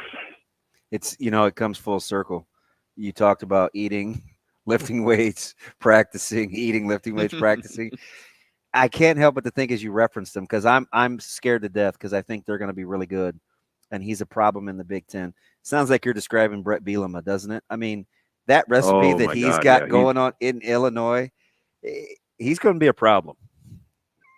He is a problem. He was a problem last year. I know we lost a couple players, but I'm sure he's bringing them in. And I've just been hearing good things just about him, about his coaching staff, about the way he treats players. And this is me, Darrell Thompson's in Minnesota, hearing things about the Illinois coach. I'm not seeking him out. I'm just like, well, I just hear from people, oh my God, he's such a great guy. He's doing these things. He's wonderful what he's learned, and he's bringing these kids in, and he loves them, and they're playing hard, and they're playing his system, and he's got some of that. What I would call what I loved about Hayden Fry was he was crafty, sneaky, smart, kind of quiet. I'm not going to show you. I'm just working under my hood. What are you working on? Oh, nothing much here. Just got a little, little car, got a little motor in. He's working on this 454 with the big old motor and the hot rod and the headers and everything. He's like, no, there's nothing under here, nothing to be concerned about. There's plenty to be concerned about in Illinois because he's building something special there. Darrell, we appreciate your time this morning. Thanks so much. Enjoy the rest of your day. Enjoy the off season for as much as you can until fall camp begins. Sounds great. You guys have a good day. I appreciate the time, DT. That's Darrell Thompson, Minnesota analyst, former Green Bay Packer. And we appreciate him joining us as the official first guest on the list as we look through Nebraska's schedule. I would make that game probably 3.5. I would think 4.5. I think more than a field goal, but less than a touchdown. The reason I don't like the 7.5 is I think too many people out there are giving Callie McManus credit for things that he hasn't done yet. Yeah, did you watch him against Nebraska in the second half? Though? I did. And I mean, he made plays. And it's crazy. But Nebraska also lost that game defensively. They ran the same, what's what I call a family of plays. They ran the same 3 concept plays the entire second half after Tanner Morgan, in a coaching head scratcher, tries to make a play late instead of getting to the half. He gets rocked, barely gets up. He gets concussed. He'd been struggling with concussions, and it's just Nebraska's luck that Callie McManus has to play in the second half because of a weird attempt at the end of the first half that put Morgan in harm's way. Right. And that offense, unless you're a glutton for punishment, and I can't believe this because I just watched Wisconsin, Nebraska, Melvin Gordon's big game the other day on Big Ten Network, which, you guys, that was so schematic, it's not even funny what Wisconsin was doing. Wash, rinse, repeat. Nebraska trailing wide receivers, playing man-to-man, wouldn't crack, replace, got the short edge. It was stealing. But anyway, they were so good conceptually, and they had Nebraska. They put Nebraska in a bind defensively. Oh, absolutely. And he was throwing the ball a lot better than his stats.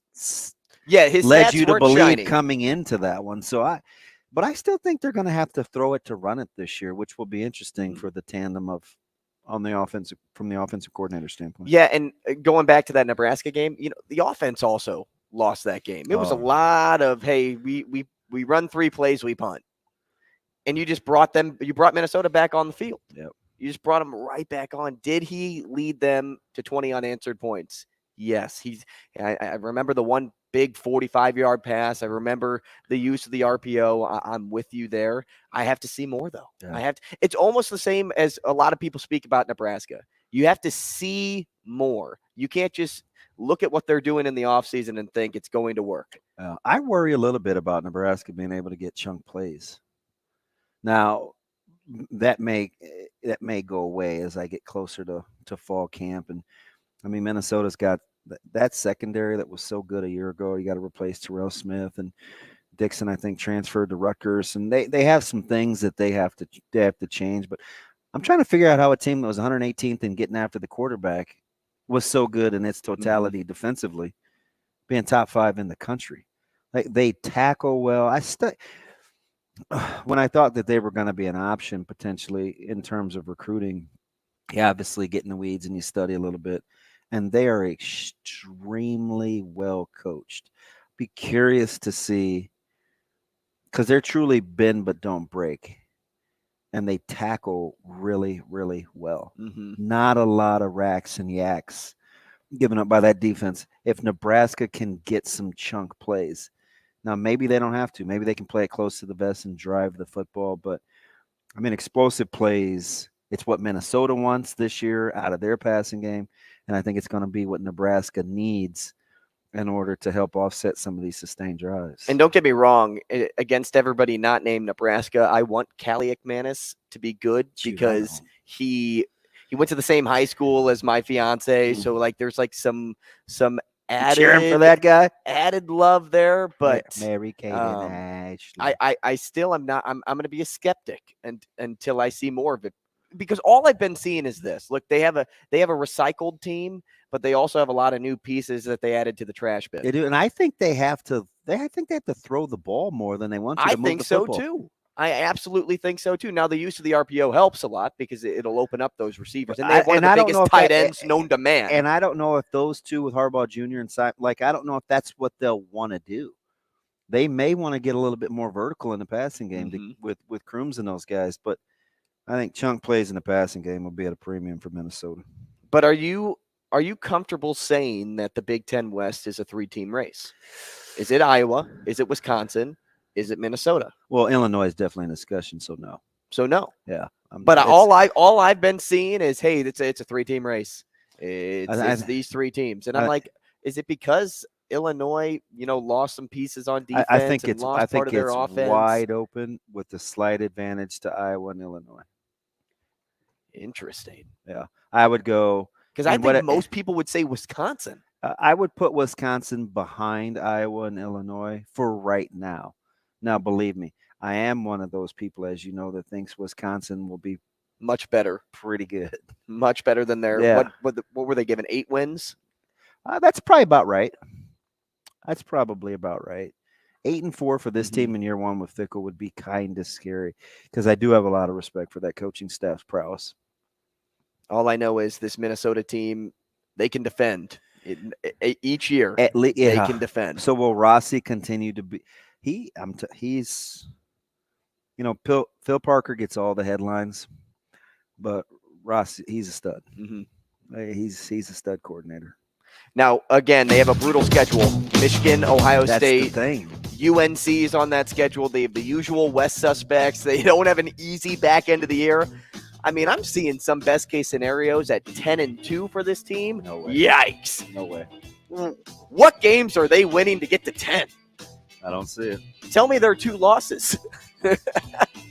Tell me. You think they're sweeping the West opponents and they're only losing to Michigan and Ohio State? Gets to double digits. I think 9 might get her done. I'll tell you this. If you made the best case scenario, 9-3, and their worst case 6-6, I'm taking the 6-6 with this team. We'll take a break. Rogers and Benning will be back in 5 minutes.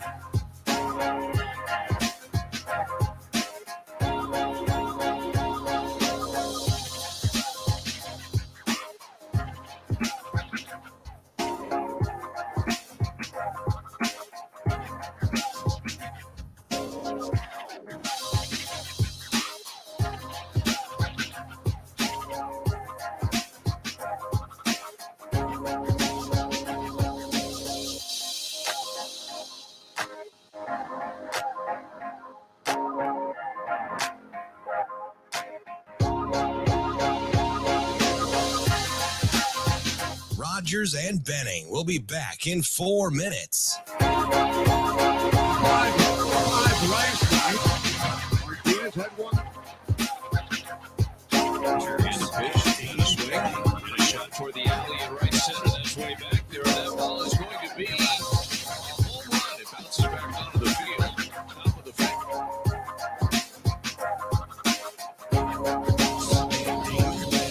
And the pitch, and a swing, and a shot toward the alley, and 1-1. It's a no-ball, 2-strike count on Vladimir Guerrero Jr. Play.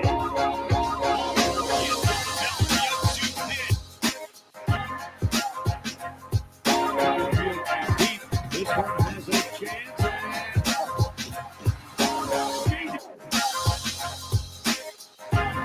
Deep. This one has a chance.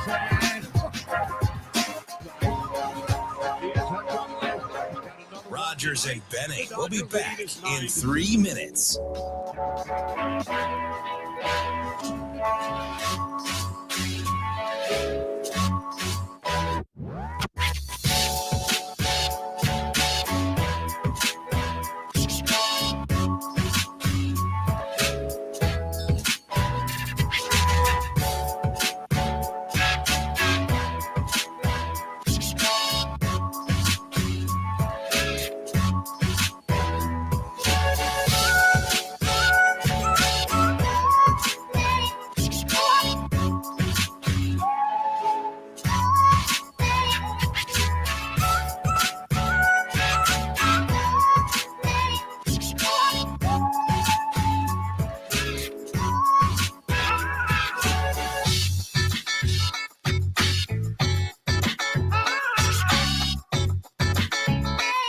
Rogers and Benning will be back in 2 minutes.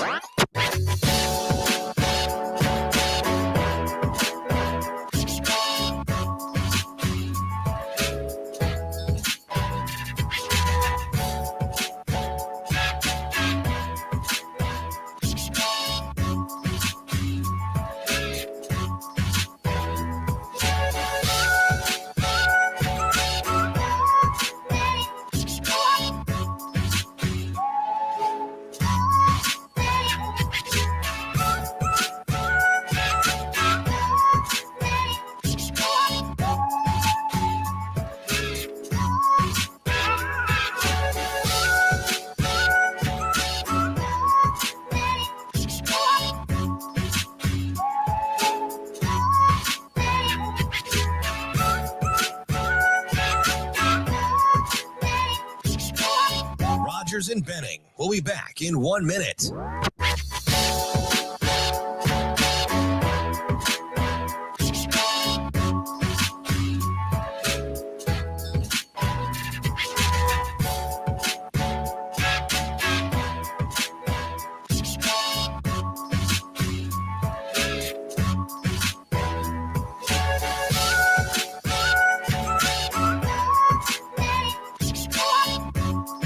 Rogers and Benning will be back in 30 seconds.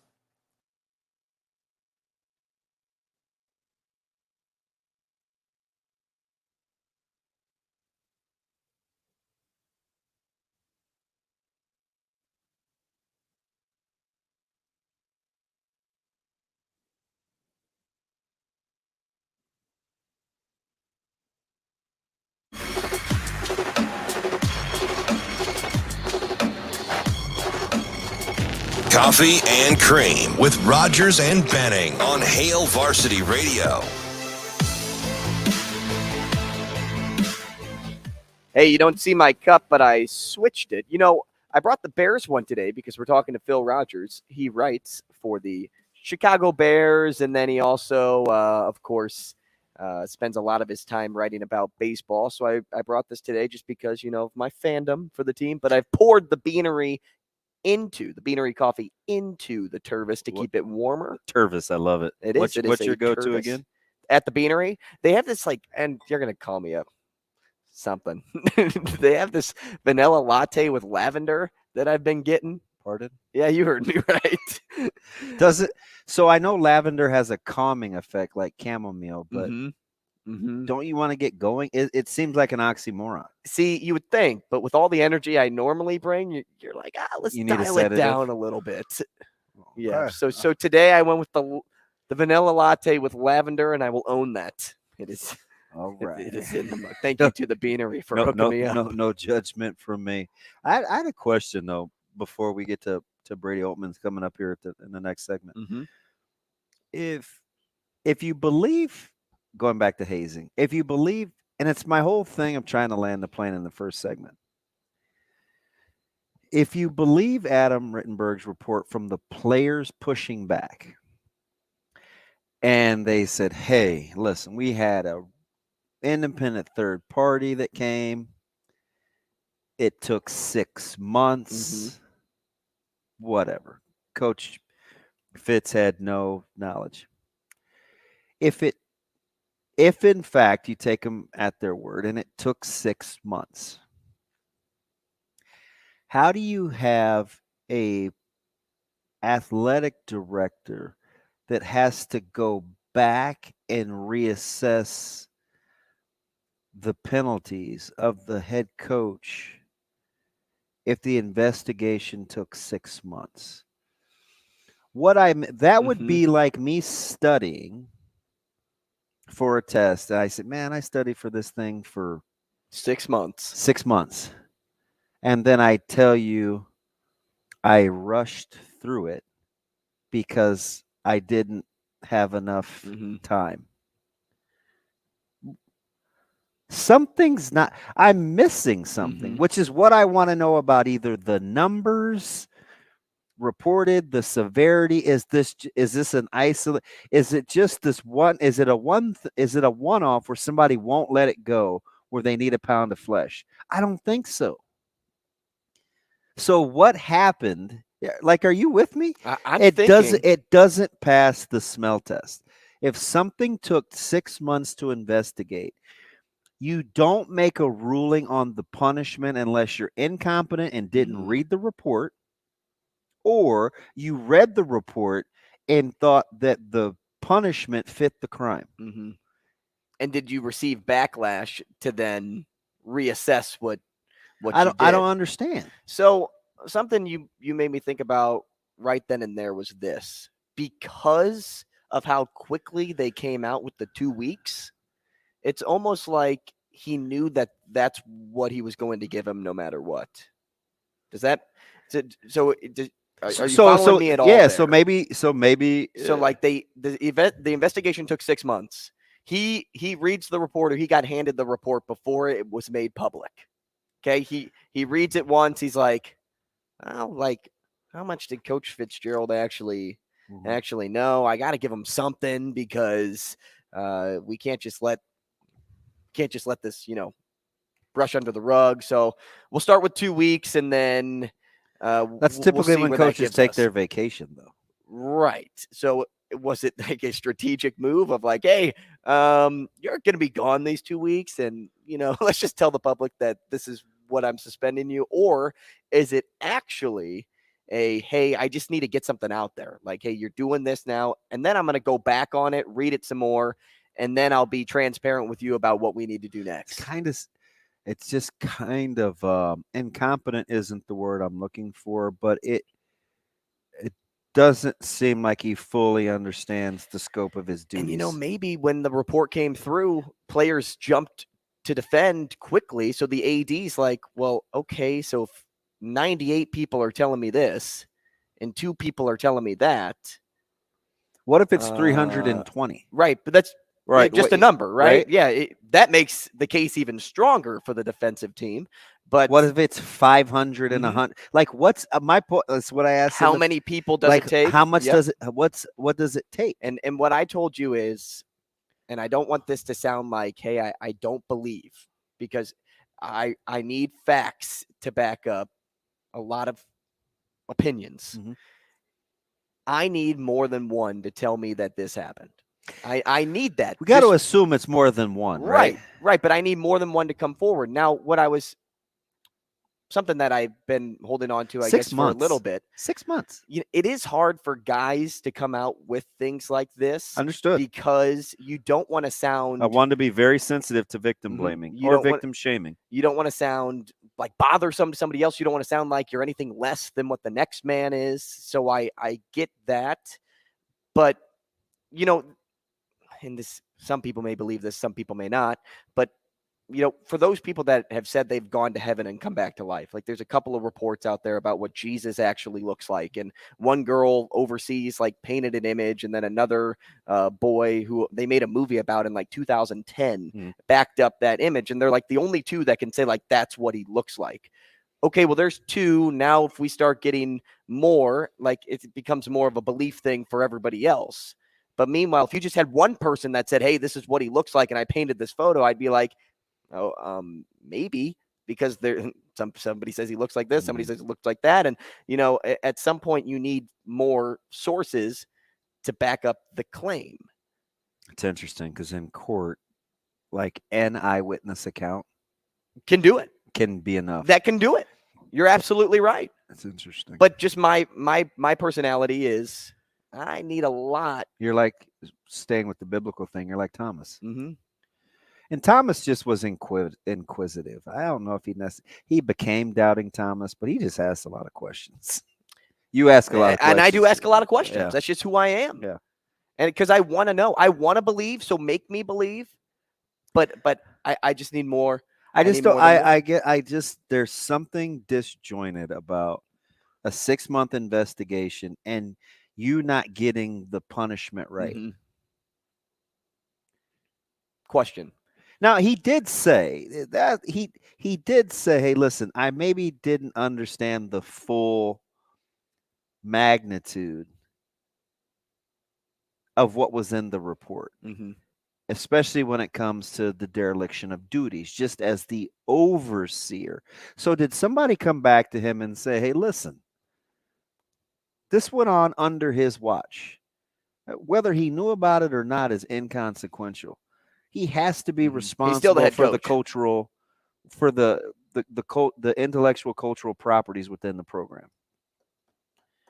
Right? It stinks. Kinda. Yeah. Okay. So my question now is this: how many people came forward when Iowa's? I don't know. They had the petition. Like that thing was signed by a lot of former players. Okay. I can't remember the exact number. So you gave me a lot, though. How many came forward when the Blackhawks scandal took place just a couple of years back, when they had to shave names off the Stanley Cup because of was it just one rookie, or did one rookie make the claim? He put his name out there, though. Yeah, he did. Then did other people come forward with that, or was it just him? I think it was just him. So just him, but he attached his name to it. So now you can do a lot of research when you get one name. More people can do research for that when you give your name. What ultimately did Nasser in? Names. The name. Yeah. And then, a ton of people started coming forward there too. To Ashley's point earlier. Mm-hmm. Correct. Right. Strength in numbers. And also strength in name. And that goes back to what you said with the anonymity. And I can never say this word. Anonymity. Anonymity. Yeah, that anonymity is something that holds its value in its name.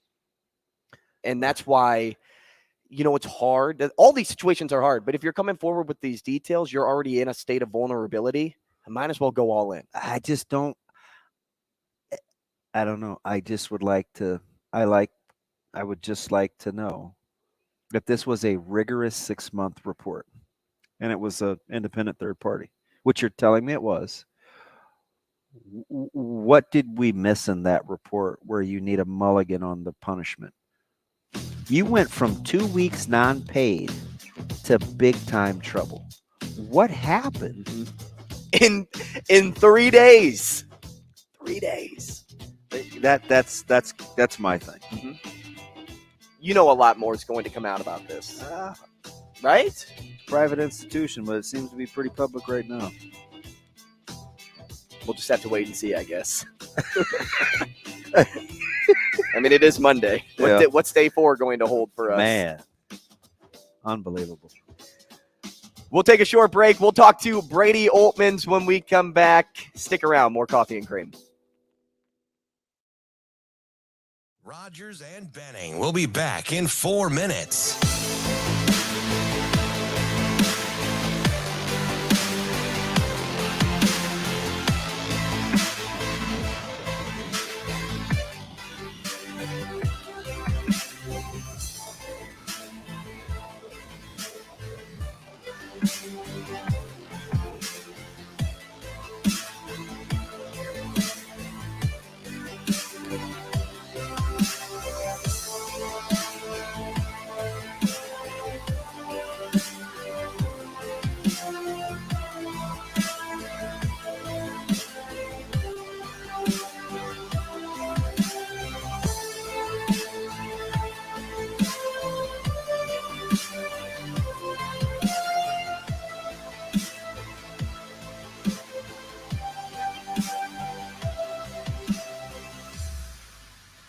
Rogers and Benning will be back in 3 minutes.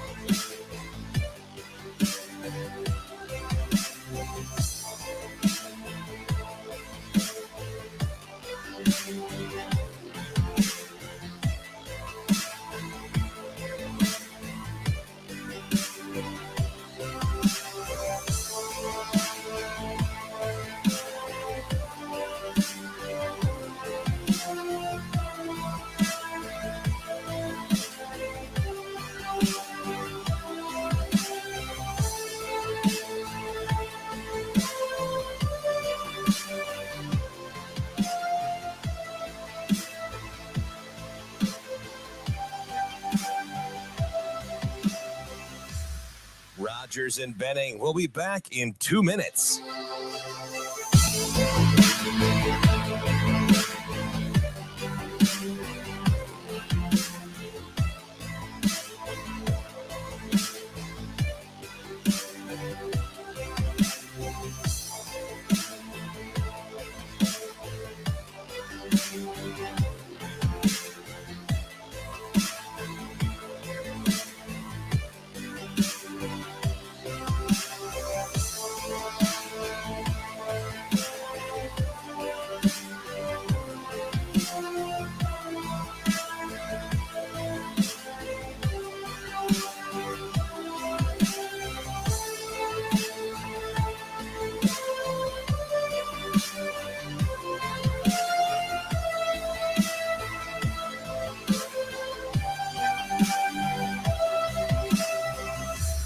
Rogers and Benning will be back in 1 minute.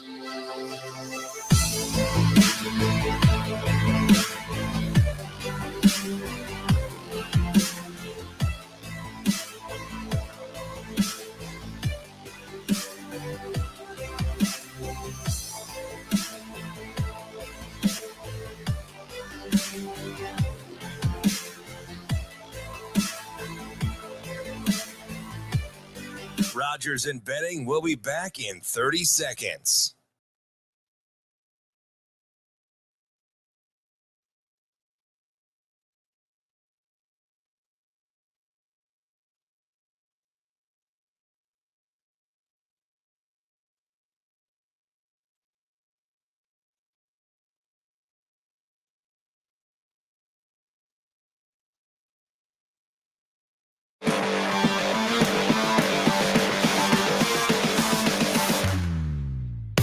Coffee and Cream with Rogers and Benning on Hail Varsity Radio.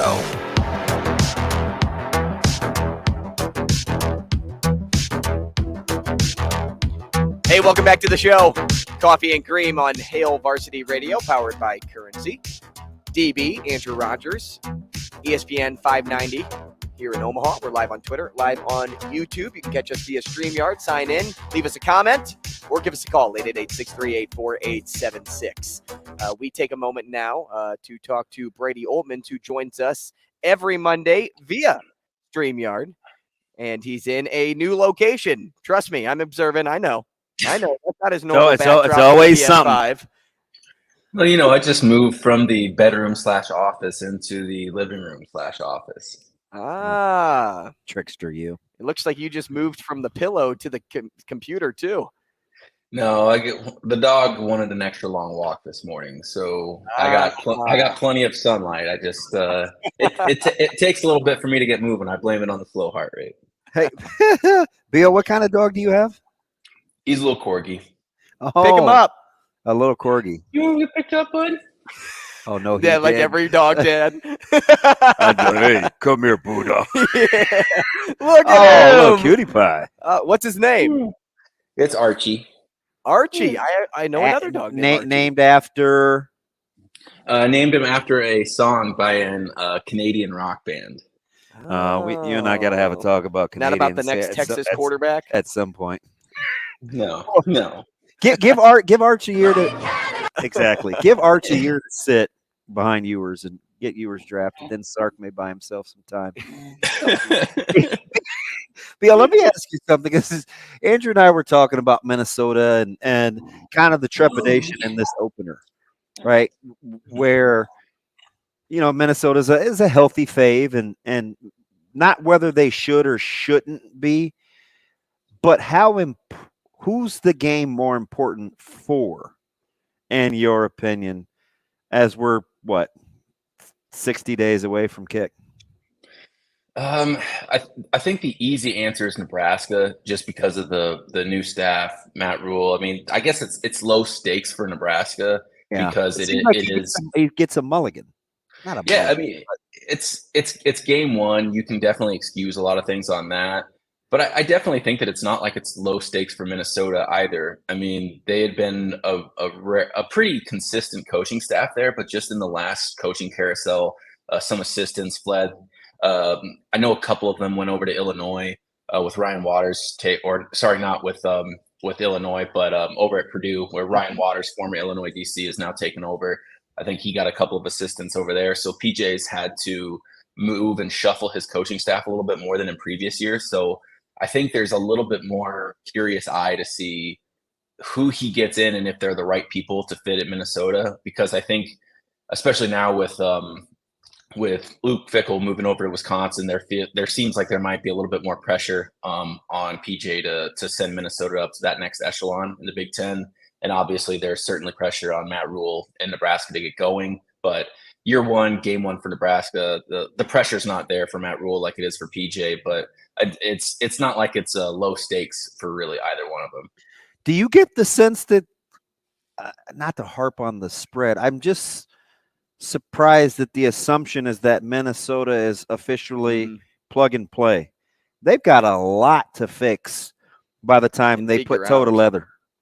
Well, and you mentioned Mo Ibrahim gone. Like, I mean, he had been the bell cow. I mean, for a program that just loved to mash and grind. And then, of course, Caliana McMalice. I think I'm sure I'm pronouncing that name improperly.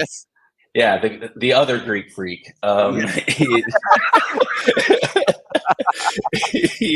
We all mispronounce that guy's name. Greek freak. I kind of like that. I'm just going here on out. I mean, well, he played well against Nebraska. He filled in great for Tanner Morgan, but I'm curious to see what he does in a full-time starting capacity and what he does again with the new coaching staff. It's not plug and play, really. They've got to find the guys to get it done. And Minnesota's gotten some decent recruiting victories on the trail, but I don't know. I'm very curious. I'm indecisive on what they've done so far. So I'm really curious to see how it plays out on the field. They just have a lot to put together to both of your guys' points, especially defensively. Defensively, that's where it really grabs my attention too, because you get the big names, right? You read a bunch of reports on how they get Crooms, they get Tyler, as both have been said. You get returners. You have a new quarterback. Like, these are all names that are recognizable, but then you look on the defensive side of the ball and you're like, well, they had some guys that went to the draft this year that were pretty dang good, and now they have to try and replace them. Is it as easy to say, Bo, that you put these guys in the mix and they just do it? Or if you're another team, are you like, hey, this is where we take advantage, right? We find their weaknesses and we go? Well, it certainly helps to have good players and to have players who are familiar with that environment and familiar with that stage to perform. But in college football anymore, and it's always been this way, but now especially, it's an arms race. It's what's going to get you to that next level, what's going to help you leapfrog people and stay above. And for long stretches, that's been coaching. It just happens, now the coaching cycle, everything changes a lot more frequently. And coaches, if you have a full-time 10-person staff, those don't really stay those same 10 people at one school for very long anymore, just by virtue of the carousel. So then you have each coach trying to bring their own little bit to get their guys over the hump. But then you also have those first timers or those guys new to the system that are trying to get used to their coworkers. They're trying to get used to the program themselves. They're getting used to the players. So there's an adjustment period there that I think isn't necessarily conductive to that team making the next leap, or those players making the next leap. And then you think about, especially Minnesota defensively, a game one against Nebraska per se, Nebraska has a lot of explosive elements, a lot of explosive receivers, and a lot of battering ram running backs. But logistically, what Nebraska's offense is going to do isn't going to be the X's and O's light you up kind of way. They were going to be a little bit more thoughtful and more powerful, a little bit more straightforward than really try to out-dial you up X's and O's wise, just in terms of slinging the ball around and getting super creative about it. And I wonder if, that's going to be one thing that, as people start trying to, and coaches start trying to win the X's and O's battles on the board, they might, lose the forest through the trees a little bit and see when you can run straight down for 5-6 yards a pop. That's going to be a pretty surefire way to win ball games, instead of doing the more 7-on-7 style things that you're seeing in the air raid proliferation of college football. All right, so I'm just getting I'm making sure I heard what I thought. You think Nebraska is explosive, potentially in the wide receiver category? Who does that start with? Because that's the part that I actually worry about early on in this season, is getting explosive plays in the passing game. Well, you think about Xavier Betts, if he gets and stays involved. I mean, clearly talented enough to be explosive. For all intents and purposes, will trot out in that starting lineup at Minnesota. Yeah. Billy Kemp could be. I think he probably is a little bit more. Yeah, a little bit more reliable guy. You know what you're getting. He's got 5 solid years of production behind him. You can trust him. Marcus Washington, don't be surprised if he just pops off the page this year. He's my favorite, so I would be.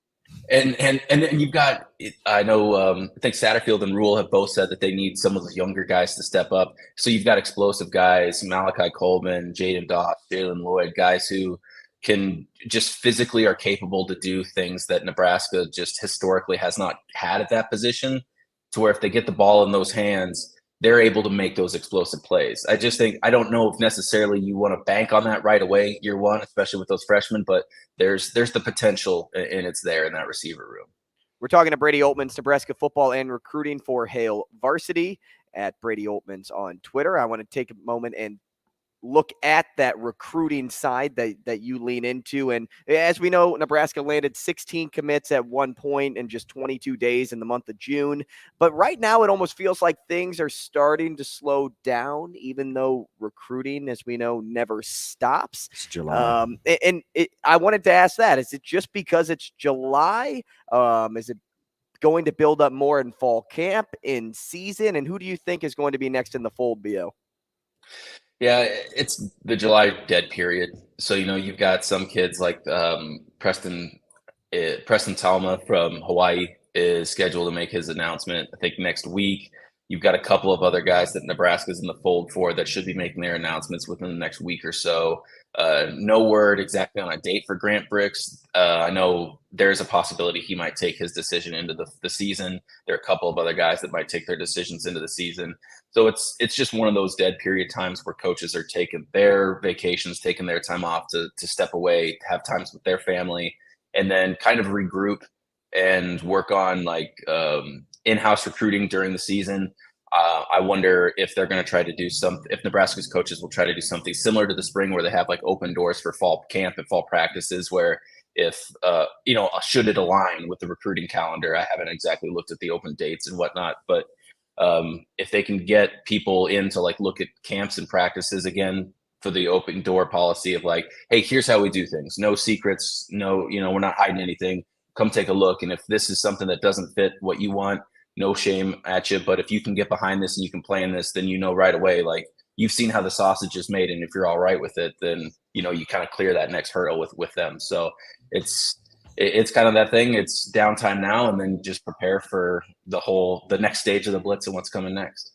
Hey Brady, real quick, slot me 1 through 4 with Illinois, Iowa, Wisconsin, and Minnesota. Oh man, I still think Illinois up there. Okay. And then probably miss Wisconsin, Nebraska, Minnesota. I think we get a lot of different answers. That's how wide open it is. Good stuff, Bo. Brady Oltmans, we appreciate you, man. All right, good to see you guys. Hey, Phil Rogers up next.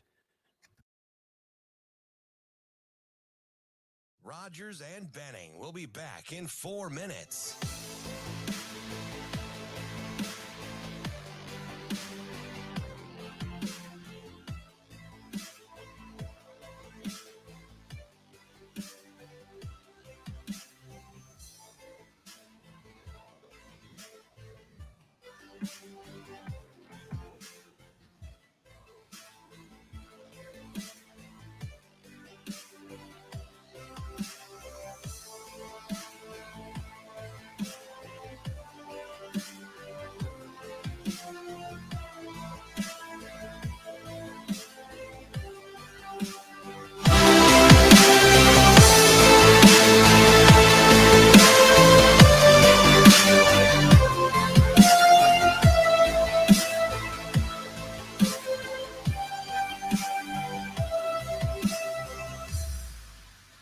Rogers and Benning will be back in 3 minutes.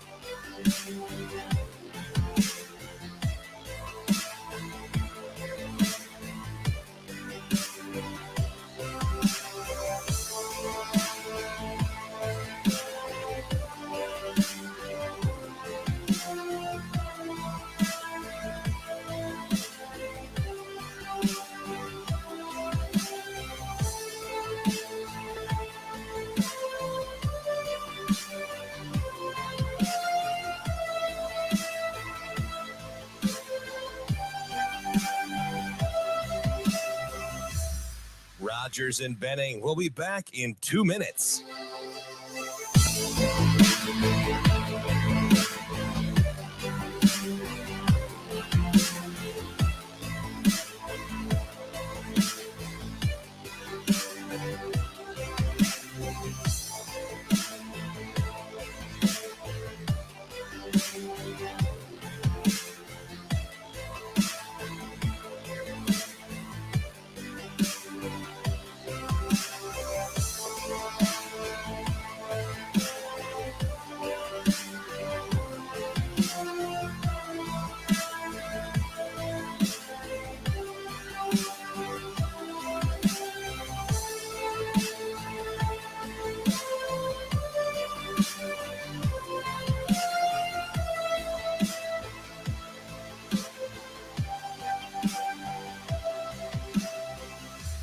Rogers and Benning will be back in 1 minute.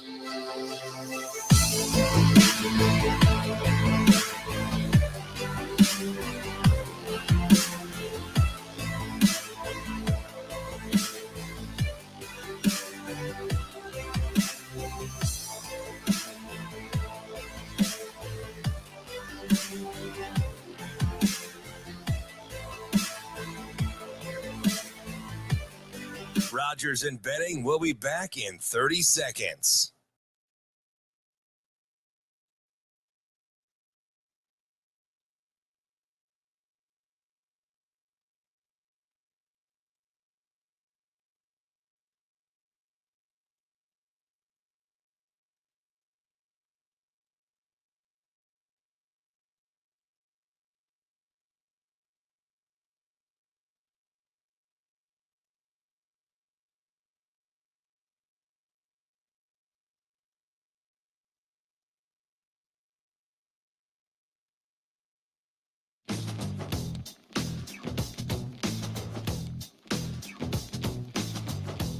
Coffee and Cream on Hail Varsity Radio with Andrew Rogers and Damon Benning. And a pitch and a swing and a shot toward the alley in right center. That's way back there, and that ball is going to be a home run. It bounces back onto the field, top of the fence, but it got over that yellow line, and it's a home run for Kyle Isbell, and it ties the game 1-1. There's a fly ball into left center field and deep.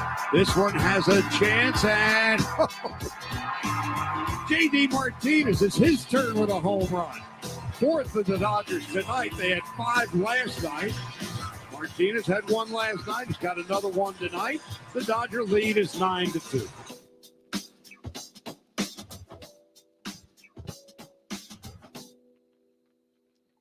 Hey, welcome back. Coffee and Cream in the morning on ESPN Radio here in Omaha. We are live on Twitter, live on YouTube, alongside Damon Benning, Andrew Rogers. Also now on KFOR in Lincoln for the next hour. We're happy to be joined by Phil Rogers, baseball and football writer for Forbes, at Phil G. Rogers on Twitter. Not only a great last name, but a great writer. Phil, good morning. Oh, here we go. Well, it's nice to be on with my cousin Andrew. Yes, it is. A long lost. Oh, shoot. Phil, we just came back from the weekend, Sunday. If you were looking for anything baseball at night, beside, hey, we're going into the All-Star break, you have the MLB draft, and we knew the biggest names. We could predict the top 5, but something we can't ever predict is where guys will fall. Who do you think got the steal of the draft? I don't know if I would call this guy the steal of the draft, but for the 4th overall pick. Yeah. Yep. I'm with you.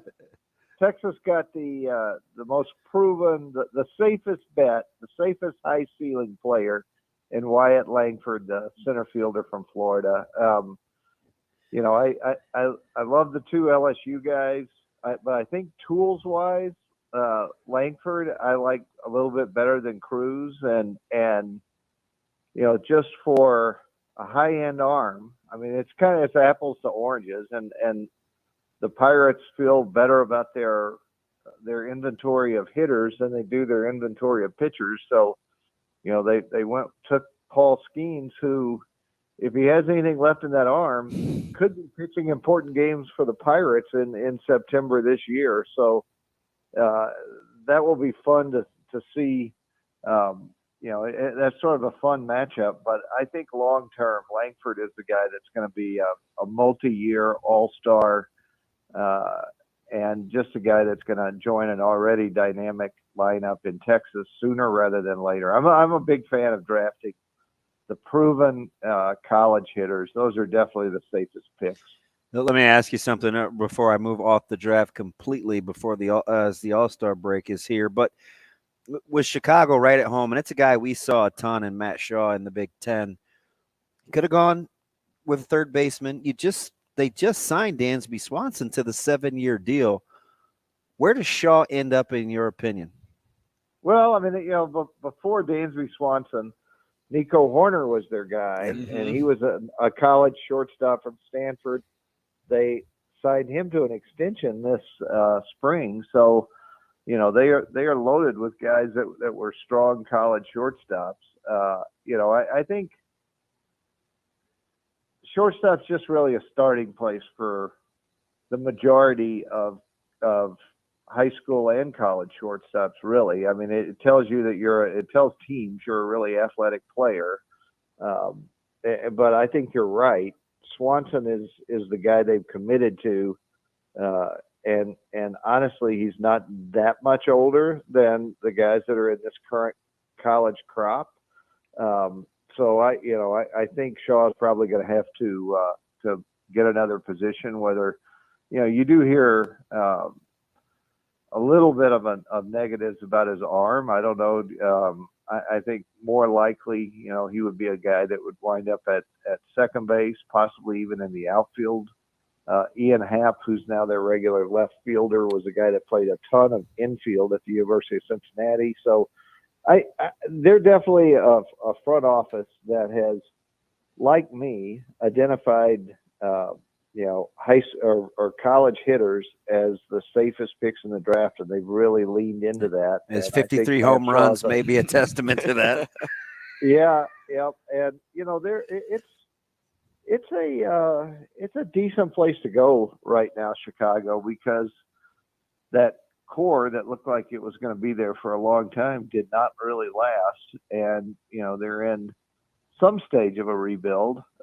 They've been fairly competitive this year, and Tom Ricketts in the front office has spent a little bit of money on free agents, so it's clear they want to build another good team, and if you're a college player that can come fast, I think they're going to give you every opportunity. They're pretty creative in position changes or figuring out how to get the best hitters to the big leagues. Phil, did it make you laugh that it seemed like every high school prospect is taking after the Shohei Ohtani influence of being a two-way player? It just seemed like everybody that got drafted became a two-way player out of nowhere. But then I guess people tend to forget that they play high school baseball, and in high school, the best player normally pitches and plays a position. So is that overblown or a thing of the future? You know what I do? I think it's a little bit of a thing of the future. I'm not to say you're going to find the third coming of Babe Ruth in another Shohei Ohtani, but for a long time in the DH era, go back, now you're almost talking 5 decades. Most of my life, a lot of really good pitchers didn't hit. Yeah. It's been kind of like high schoolers specialized early. And if you knew you had a professional level arm, it didn't really pay to spend a lot of time hitting, even though those are usually the best athletes. So I think it's kind of cool to do everything you can do, to just because you're a pitcher, don't stop hitting. And I think we've had a couple of generations of pitching prospects who just didn't have much interest in hitting. And I think it's kind of cool that Ohtani has awakened that again. It could be valuable to a team. And we've seen teams try this where you'll have the last guy on your bench could also be a pitcher, and we're not talking about a guy that comes in with a 10-run deficit and just lollipops balls up there. We're talking about a guy that could be useful and expand your bench as a little bit of a two-way player. Those guys have never really had a huge impact, but it's a fun thing to play around with. Well, how many people do you think realize that the Baltimore Orioles since this time last year have won at almost a 60% clip? It's top 5s in baseball, along with the likes of the Dodgers, the Braves, teams that historically we think of, oh yeah, those guys are pretty good. But lo and behold, here are the Orioles, and they're right there again with another impressive start. Did you see this coming? How?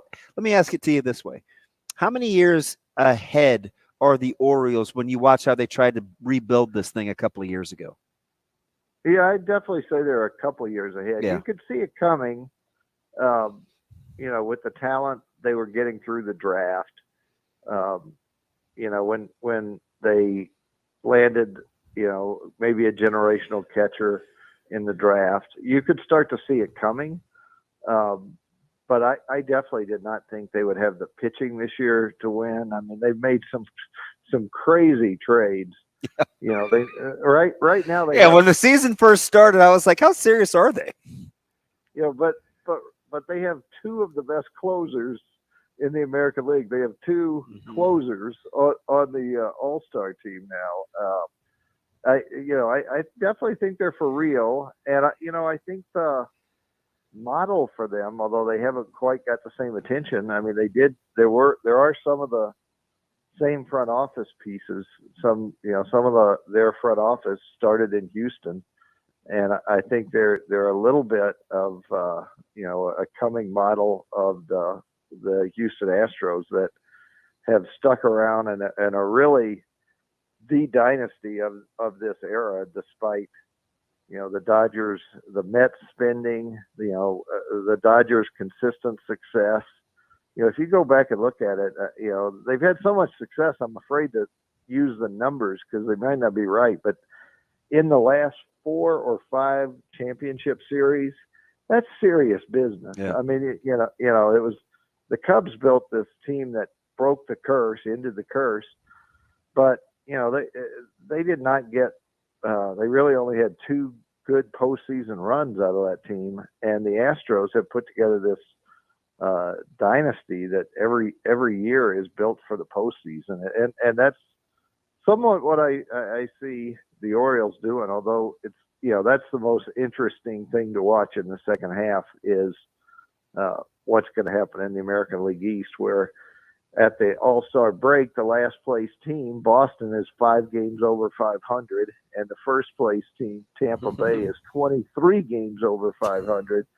The competition there is going to be nuts. Man, what it must be like, going back to the Orioles really fast, what it must be like to have a bullpen.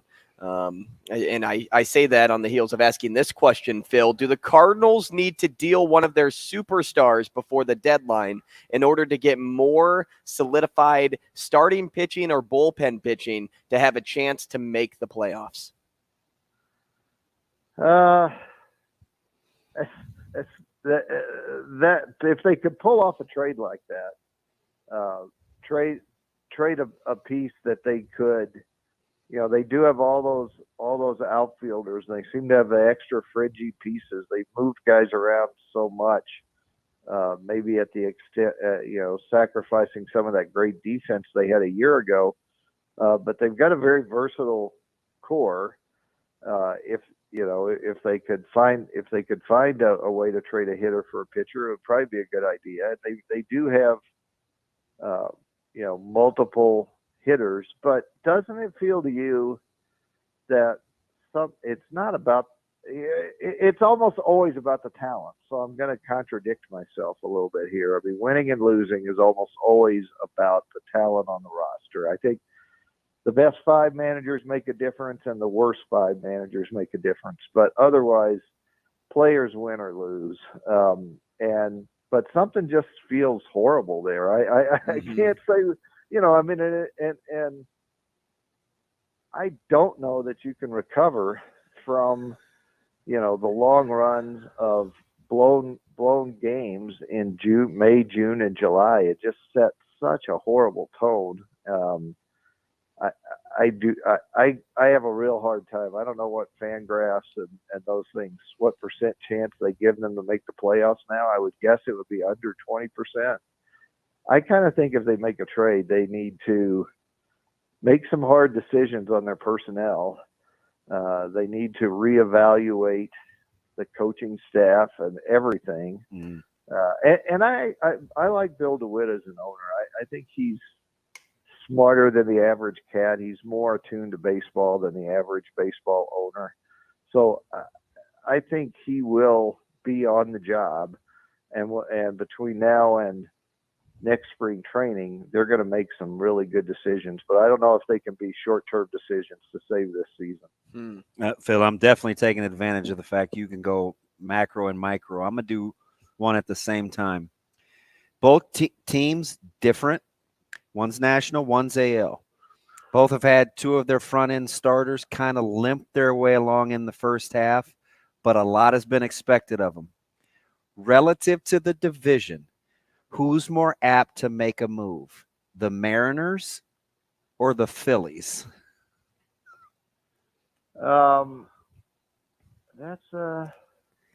That's a good one.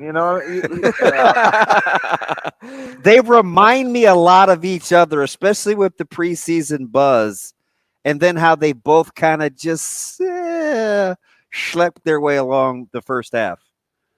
Yeah, I'm going to say the Phillies. I think more complete. Yeah, and I think the Mariners have better pitching. The Phillies have better name brand pitching, if that makes sense. Oh, it absolutely does. I mean, Noah and Gilbert, that's different, right? Yeah, Totally. Wheeler but, and Gilbert is different. But you look at that. You look at the Seattle lineup day to day. Just go to the box score and just look at the lineup every day. It's not. Nobody would call that a long lineup. I mean, JP, Crawford, Colton Wong, come on. Teoscar Hernandez. No, I'm totally kidding. They didn't have a lot of hitting, and Teoscar Hernandez is a useful player, but they discarded their best hitter in Mitch Haniger last year. Yeah. I think they've missed, his bat, although he's frequently hurt and is again now for the Giants. But I would take, if you didn't have the expanded wild cards, and you had to finish at the end of the year ahead of the Braves, there's no way I would take anybody in that division. But I think in the current landscape of the postseason, I would not be surprised to see the Phillies make a long run in the playoffs this year, and I don't have that imagination for Seattle. Phil, relative to how they finished in the Cy Young voting last year, who are you more disappointed with through the first half of the year? Sandy Alcantara or Alek Manoah? Well, given Alek Manoah was on my fantasy team, that's not a fair question.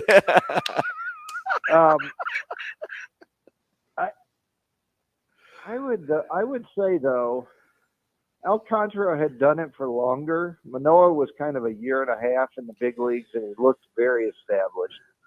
But Alcantara has been under the radar as reliable as any pitcher. I think Manoah is kind of the exclamation point pitcher of those two. But Alcantara is sort of the Kershaw of those two. He's like, start after start after start up until this year. He was very good, very reliable, in the era of no complete games. How many did he roll off last year? Like 6, 8? Yeah, good amount. It was a lot. So I would say Alcantara has been the more disappointing of those two. I would agree. But I mean, the way Toronto has handled Manoah brought so much attention to that. But I think Alcantara is my pick. Yeah, there's figure it out at the big league level. You did it before. I'm like, wow. So speaking of staffs and underappreciated, I know people say it's not sustainable and Green's on the IL, but it's not like Abbott and Ashcroft and Ben Lively. Those aren't household names either. Oh, they aren't. How sustainable is the steady play of the Reds? Maybe not winning 8-9 in a row again, but the steady play from the Reds. I think it's pretty sustainable. Like, go back to the Nelson Cruz Texas teams, Josh Hamilton. I mean, those teams had eye-popping offense. And, Colby Lewis was maybe their best, most consistent starter. Yeah. They did not have big-ticket starting pitching, but they were able to go out and, they were hard to shut down, and you had to score 5-6 runs a game to consistently beat them. So they give their pitching staff such an advantage, and that's the kind of feel I get from the Reds. And there's something to be said for young legs, fresh legs. I mean, they have all that energy, and it's not just the guys that got there this year, but the guys that have been there a few years.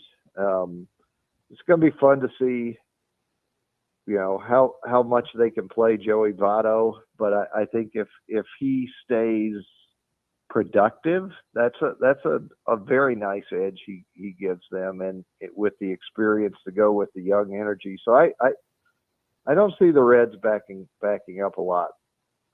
Phil, at some point, the Angels have to be a playoff team. I mean, it's what everyone's been saying with Trout, and once Ohtani joined the mix, I mean, shoot, since 2016, they've won 3 MVPs and a Rookie of the Year, but no playoff appearances. Now they enter the break, and they're 1-9 and 5 back of the wild card. What needs to be done with this team in the second half so baseball fans can be blessed with seeing 2 of the best players to ever play the game in the playoffs?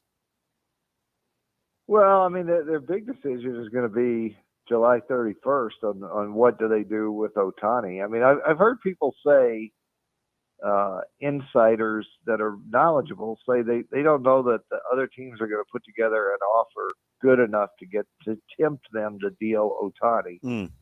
I don't think that's true. I think they're going to get, between now and the trade deadline, there are going to be a lot of teams that are going to be kicking the tires and trying to get Ohtani away from them. And if they continue to slide and they're now in a tough division with Texas joining Houston. And you're right to talk about Seattle. That was an upwardly mobile team coming into this year. And you don't have as many games against the division, so you can't just count on beating up on Oakland. I think they're in a really tough position, and I don't know why it should be off limits. It should not be off limits to trade Ohtani, and he's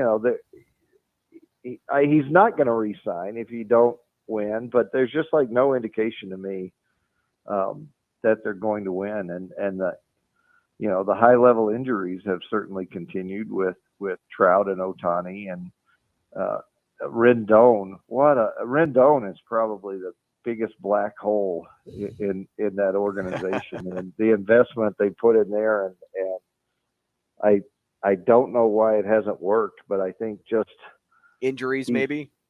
Yeah, I mean, he's a shell of himself for some reason, and he's got signed to that contract that basically says he's going to be playing every time he's healthy, and I think he's kind of been a drag on their overall success. But they just haven't built the core around those guys. They haven't, they haven't had enough really any young stars that have come along and joined that core, and I think they should be.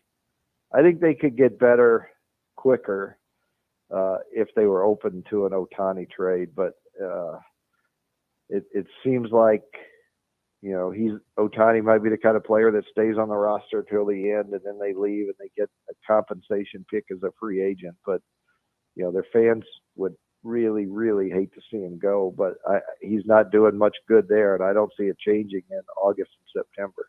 A little different scenario, and we're just under a minute. But I keep thinking the Blue Jays are close to being the White Sox from about 4 years ago, where they had all this young talent, and this was supposed to be the year, and then it was La Russa that was holding them back, and now maybe the White Sox window is closed.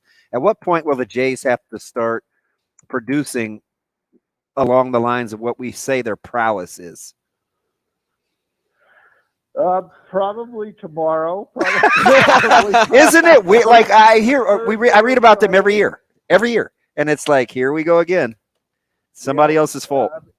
And they've had another good comparison to the White Sox.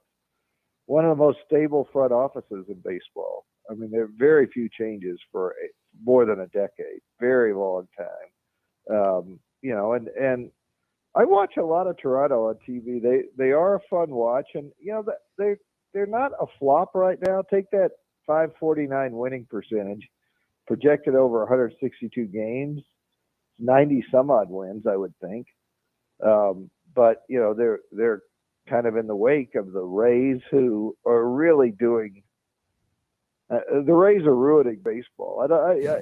They're like the best team in baseball without any player you want to watch. And they benched the one that we thought we did in Wander. So it's like, what is going on? Bill, it's crazy. Bill, we appreciate your time this morning. Thanks so much, and I'll see you at Thanksgiving dinner. All right, sounds good. Thanks, Phil. Good, appreciate it. Those Rogers family functions. She said, sounds good, cuz. Wow. Oh, man. Hey, just quickly, I'm looking at how the Dodgers are against right-handed and left-handed pitching. 40-24 against righties, 11-14 against lefties. Hopefully you don't see any lefties. The left side of the plate. We'll take a break. Rogers and Benning will be back in 4 minutes.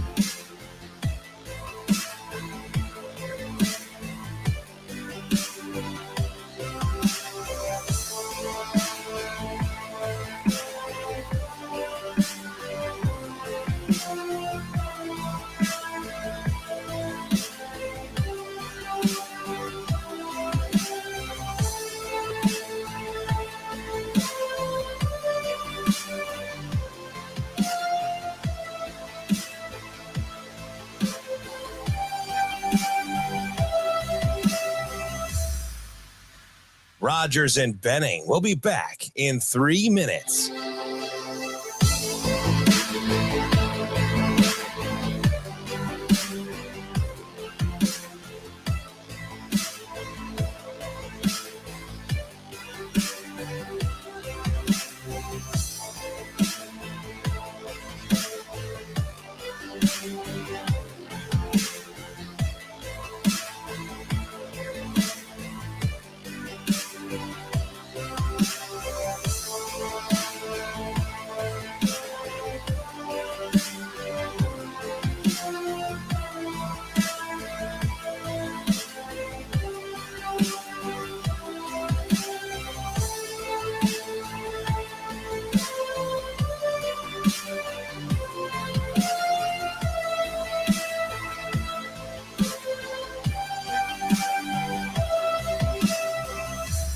Rogers and Benning will be back in 2 minutes.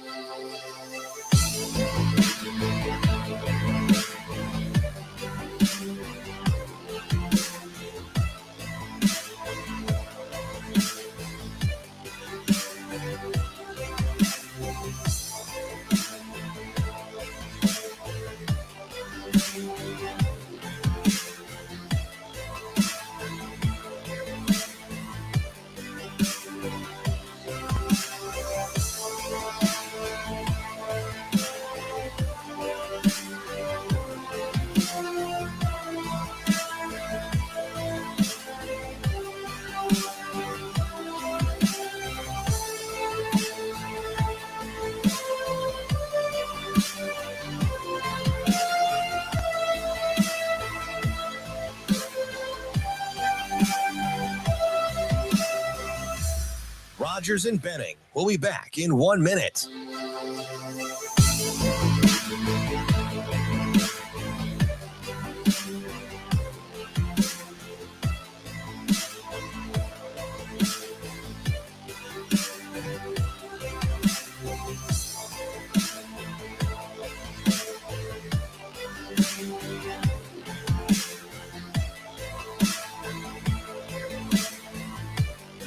Rogers and Benning will be back in 30 seconds.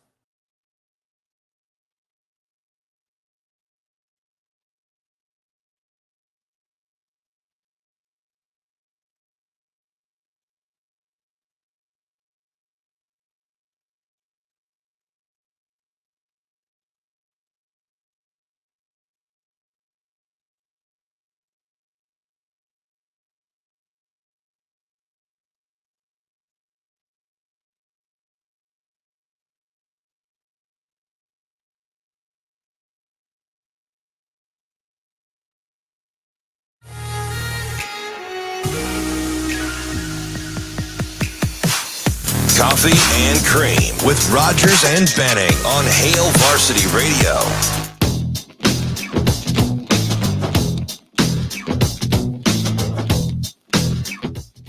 Hey, welcome back to the show. Before we move forward, I want to take a moment and tell you about some of the people that keep our show on the air.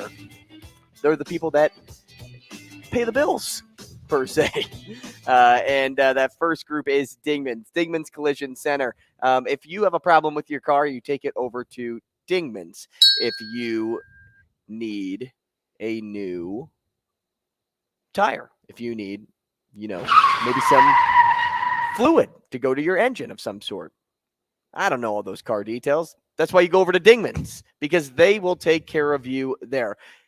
I didn't drive that much this weekend, DB, but I filled up my tank, I think twice. Did you?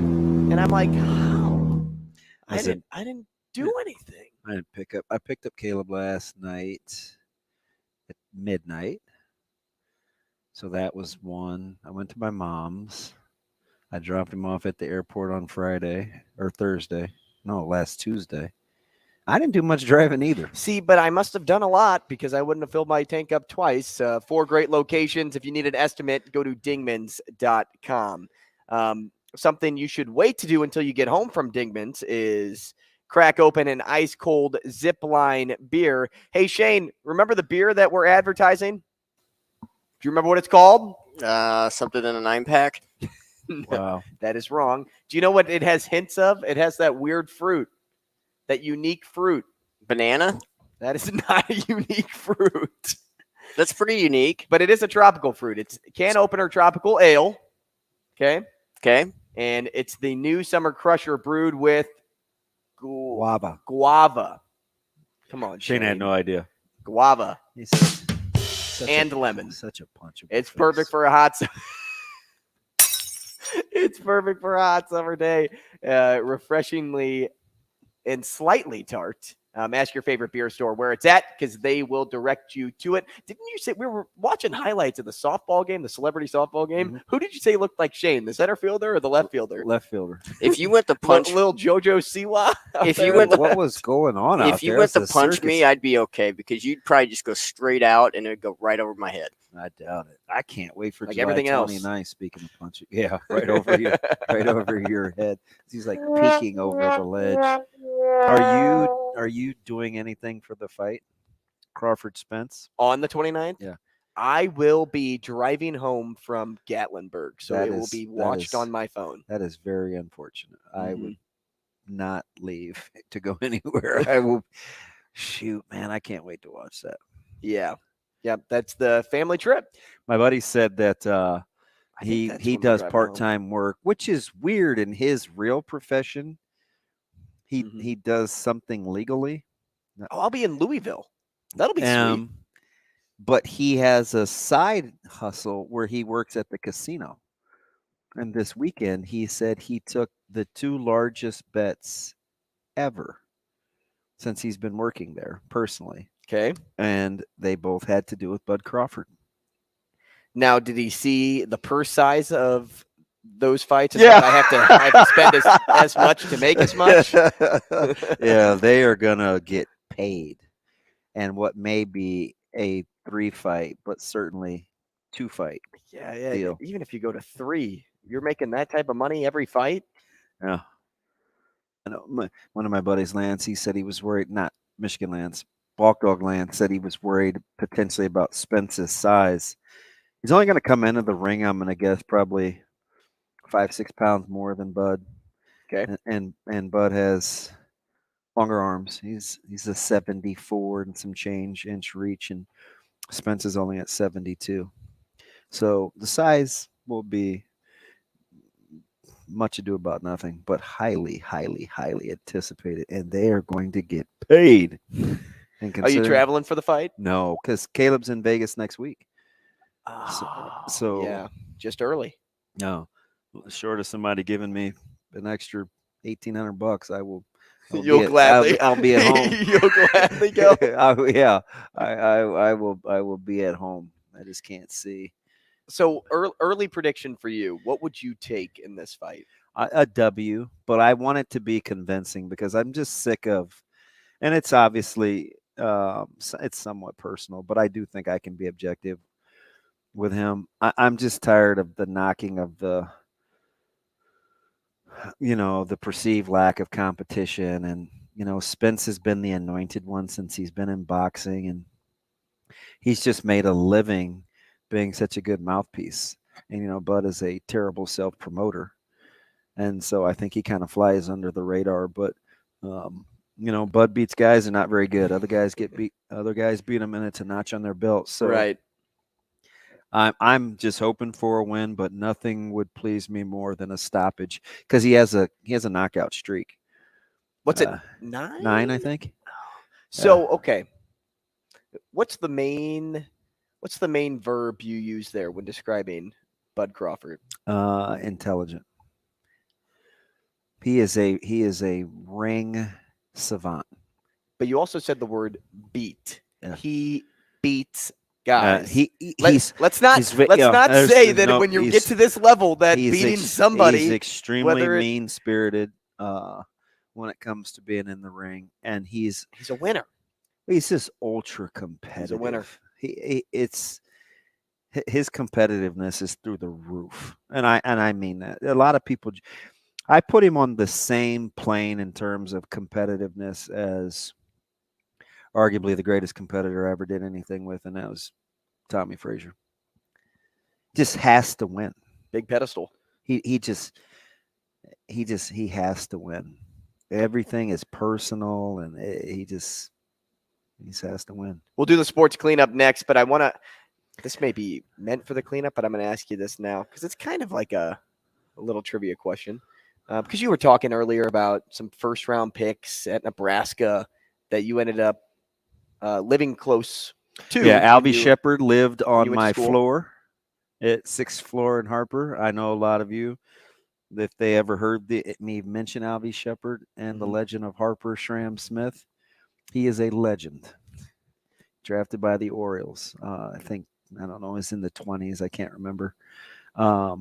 Great guy. What was his personality? Alvy was the type of guy that could have a good time at a funeral. Just always happy? Oh, yeah.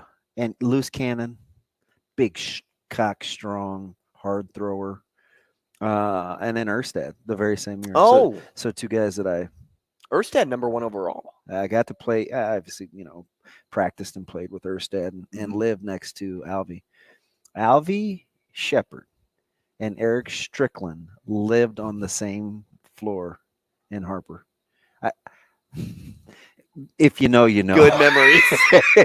If you know, you know. Right? Like, unbelievable floor. So yesterday, for the 3rd time in this family's history, they had a member of the family go number 1 overall. They are not number 1 overall, excuse me, in the first round.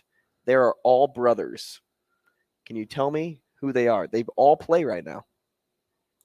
What brothers are first rounders? I should know this. And he went, I believe he was actually the last pick of the first round.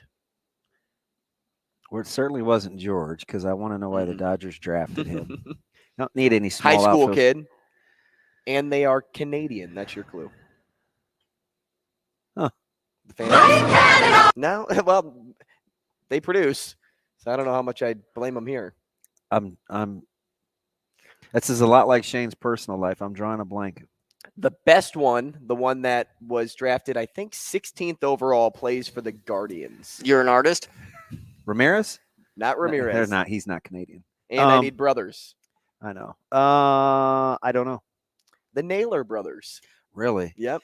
I All watched first-round picks. I watched Josh Naylor hit a ball the other day. I bet it went very, very far. That I think just landed. But isn't that the Guardian way? They got all these squatty corner guys that just don't do much else. This may be Tito's best job managing, getting this team to 500. Seriously, and Francona's a monster, one of the best in the game. One of the best. I mean, he'll go down as a Hall of Famer. He continually wins Manager of the Year, but this is a very incomplete Guardians team, and somehow they're 500. I still think Josh Naylor, even though he can rake, this is somebody that, man, he just seems to keep gaining weight. Yeah, he's a big, cock, strong dude. 250 pounds. He's a big boy. And he's my height. And he looks every bit of it. Imagine looking at me and putting, I don't know, carry the 100 or so pounds on me. You know the cool thing about Naylor? He hits for average. Yeah, and that's not what he was built for. Dude, he's hitting over 300. I think that's not what he was built for. Is he currently still hitting over 300? He is 305. Yeah. Let's do a tracker, ESPN. Why aren't we tracking his batting average? Stop. Am I still butthurt? Yes. Yes, you are. And it was just a butthurt weekend. Wow. I don't even clean up next. Wowzer. Rogers and Benning will be back in 4 minutes.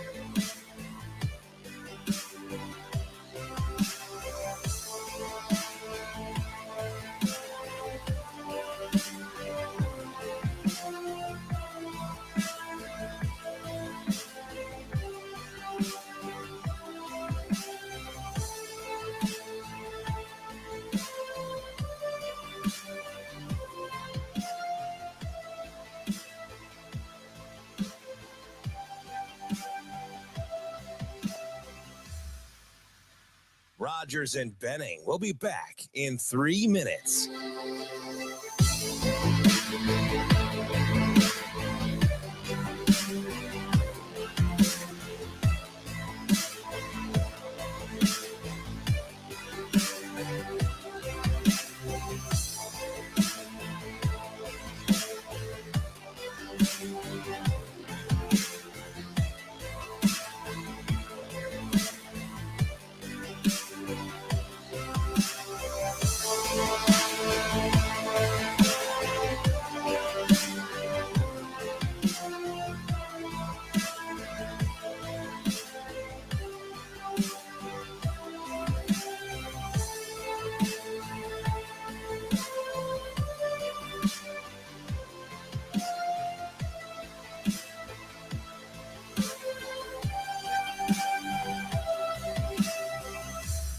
Rogers and Benning will be back in 2 minutes.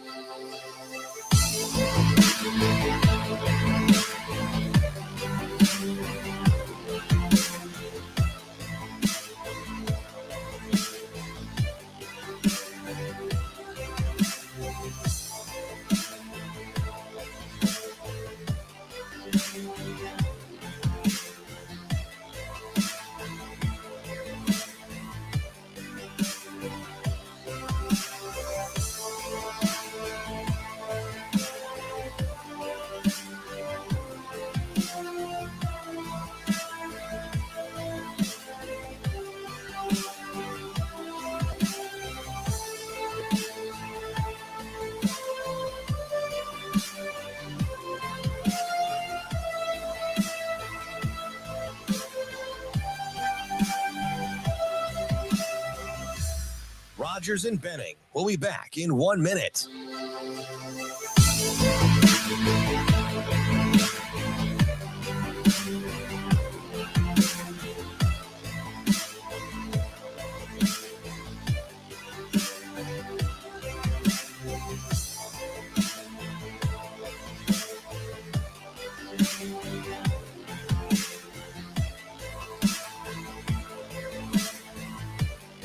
Rogers and Benning will be back in 30 seconds.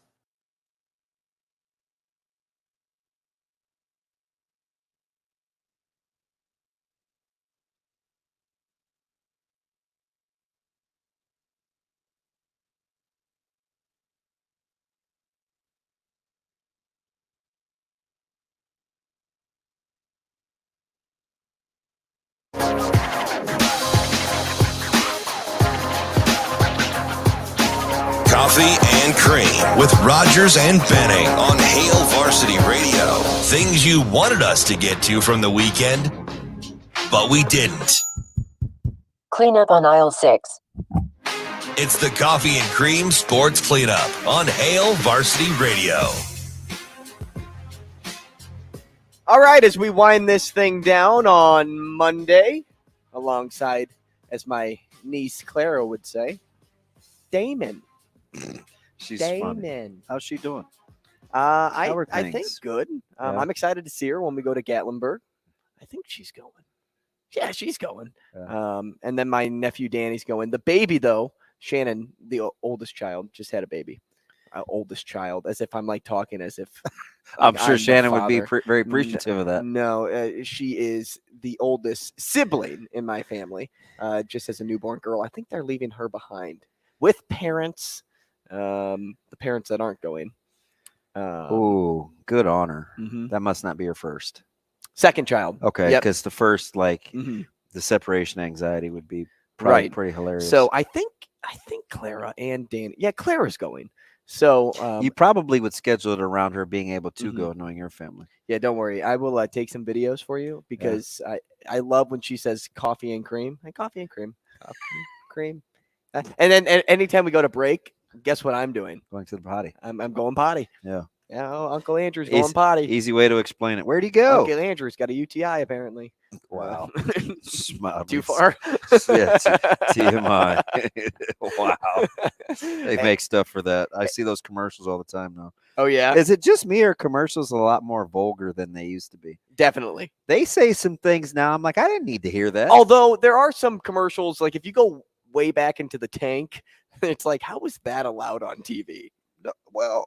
No, that's true. That's true. But I'm watching like there's the UTI one, there's the Lume one. I'm like, stop saying those words. Or the one where Apple captures your data and they like don't want you to put it out there with your medical information. Have you seen that? Yeah. I'm like, listen, man, do something different.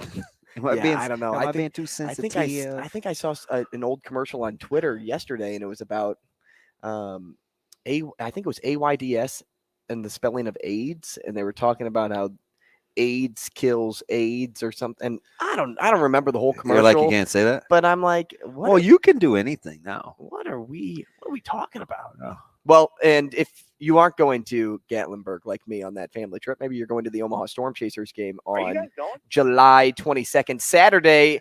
Who's appearing, DB? It's your favorite Marvel movie character. I think he's Marvel. Oh, this could be embarrassing. This will be great.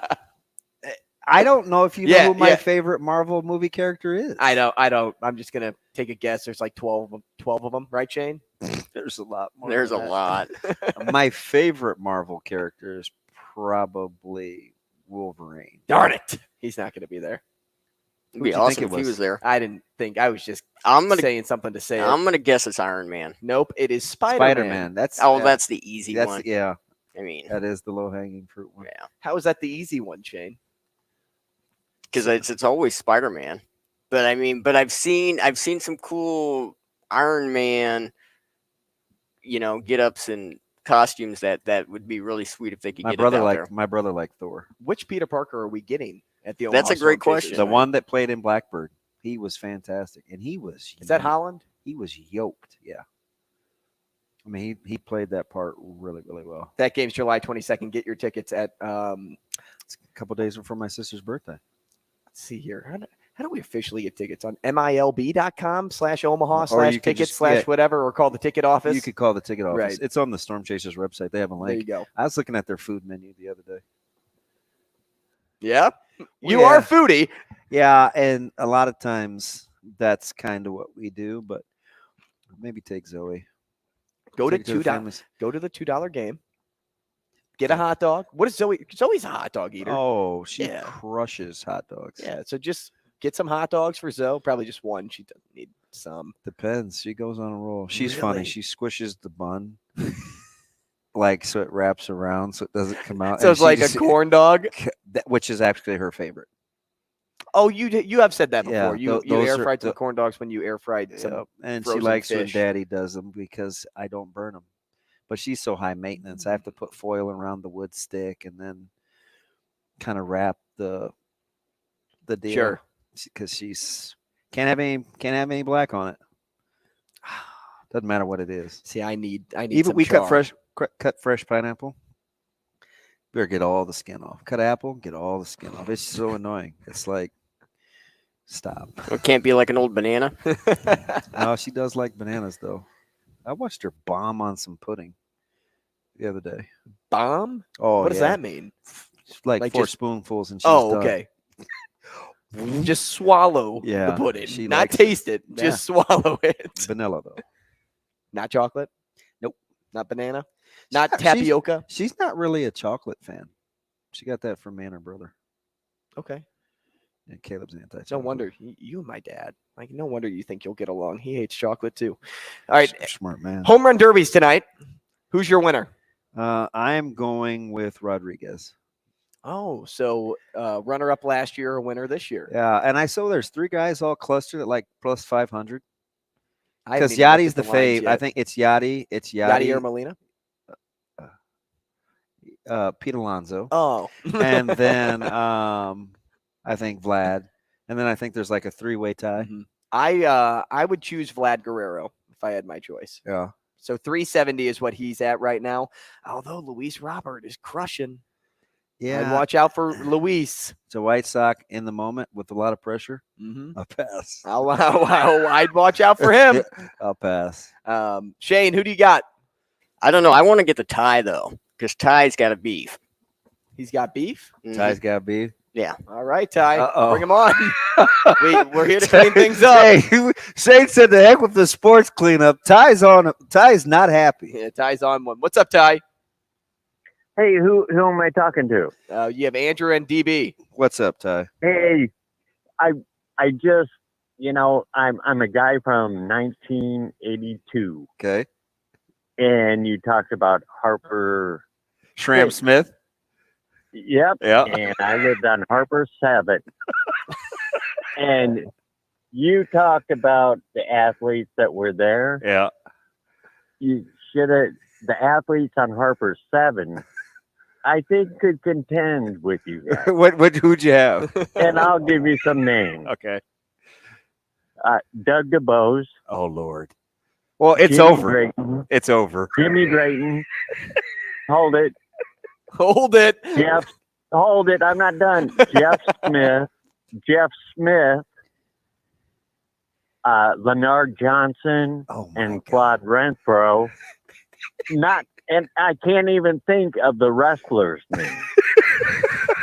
Well, you have Doug DeBose and Jeff Smith already, so it's you. DeBose would make Strick look pretty tame, but Alvy Shepard I would put against almost anybody. I'm telling you, Doug DeBose he was sweetness. Yeah. He's still tied to this day. Freshman year, they called him Sweetness. We called him Sweetness. We went and watched his freshman games. Tied to this day, he's still the exact same. Super fit, into himself. Like, he's still the same. You know what's funny is we became friends because we just, I don't know, there's a party going on. You know how that is. Ty, are you that guy too? Yeah. So we watched. So Doug, I don't even know Doug. Doug, he and I walked down to get a table to bring into a room. Yeah. And he and I start slap boxing. I'm like, all right.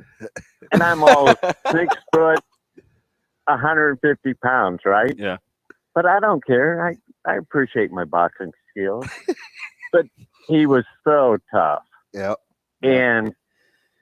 And after that, he became, I remember sitting in the TV room and I'm the only one, and he pops his head in and comes in and starts wrestling me. I'm like, and I used to wrestle. And I'm like, oh, hell. He's throwing me around like a rag doll. Yeah, that is fantastic. I appreciate it. Go ahead. And then Rozier and Fryer come in to pick him up, right? Oh yeah. And they're like, Doug, what are you doing? And he's like, oh, Bones and I are just messing around. Oh, Bones. Can I ask where you get Bones? Oh, because you were thin? Yeah. Oh yeah. Okay. So and but he said he's the guy who's got the most guts on this floor than anybody. Yeah, I appreciate he was that. a good guy, and he actually, when people tried to, I wouldn't say tried, when we would roughhouse or whatever, and Doug saw that, Doug would be the first person to come and say, Ty, you all right? What a guy. That's awesome. Looking out. I appreciate the call, Ty. Doug DeBose was one of those guys that. Well, at first I was struggling to figure out what he was talking about until he said the Harper 7, I think. People wanted to. He may very well. This is saying a lot, but I don't think I'm too far off. He may very well be the most gifted natural runner that was ever at Nebraska. Just didn't stay healthy, ripped up his knee. But when you just talk about guys that could just get out of the car, or you stop at the park, or you have a practice, DeBose was that guy. A couple more things before we close this thing down. Alex DeBrinket's on a new team. He is a Detroit Red Wing. Tell you what, they're trying to reload. Yeah, what happened to DeBrinket, though, in Ottawa? That's what I really want to find out. Where good players go to die. And then everybody had Sepp Straka winning the John Deere Classic, right? Everybody. Martin Straka, the old Penguin? I believe he started off tied for 133rd. Since 83, no player had won on a PGA Tour from worse than tied for 123, and Straka ended that. We'll see you again tomorrow.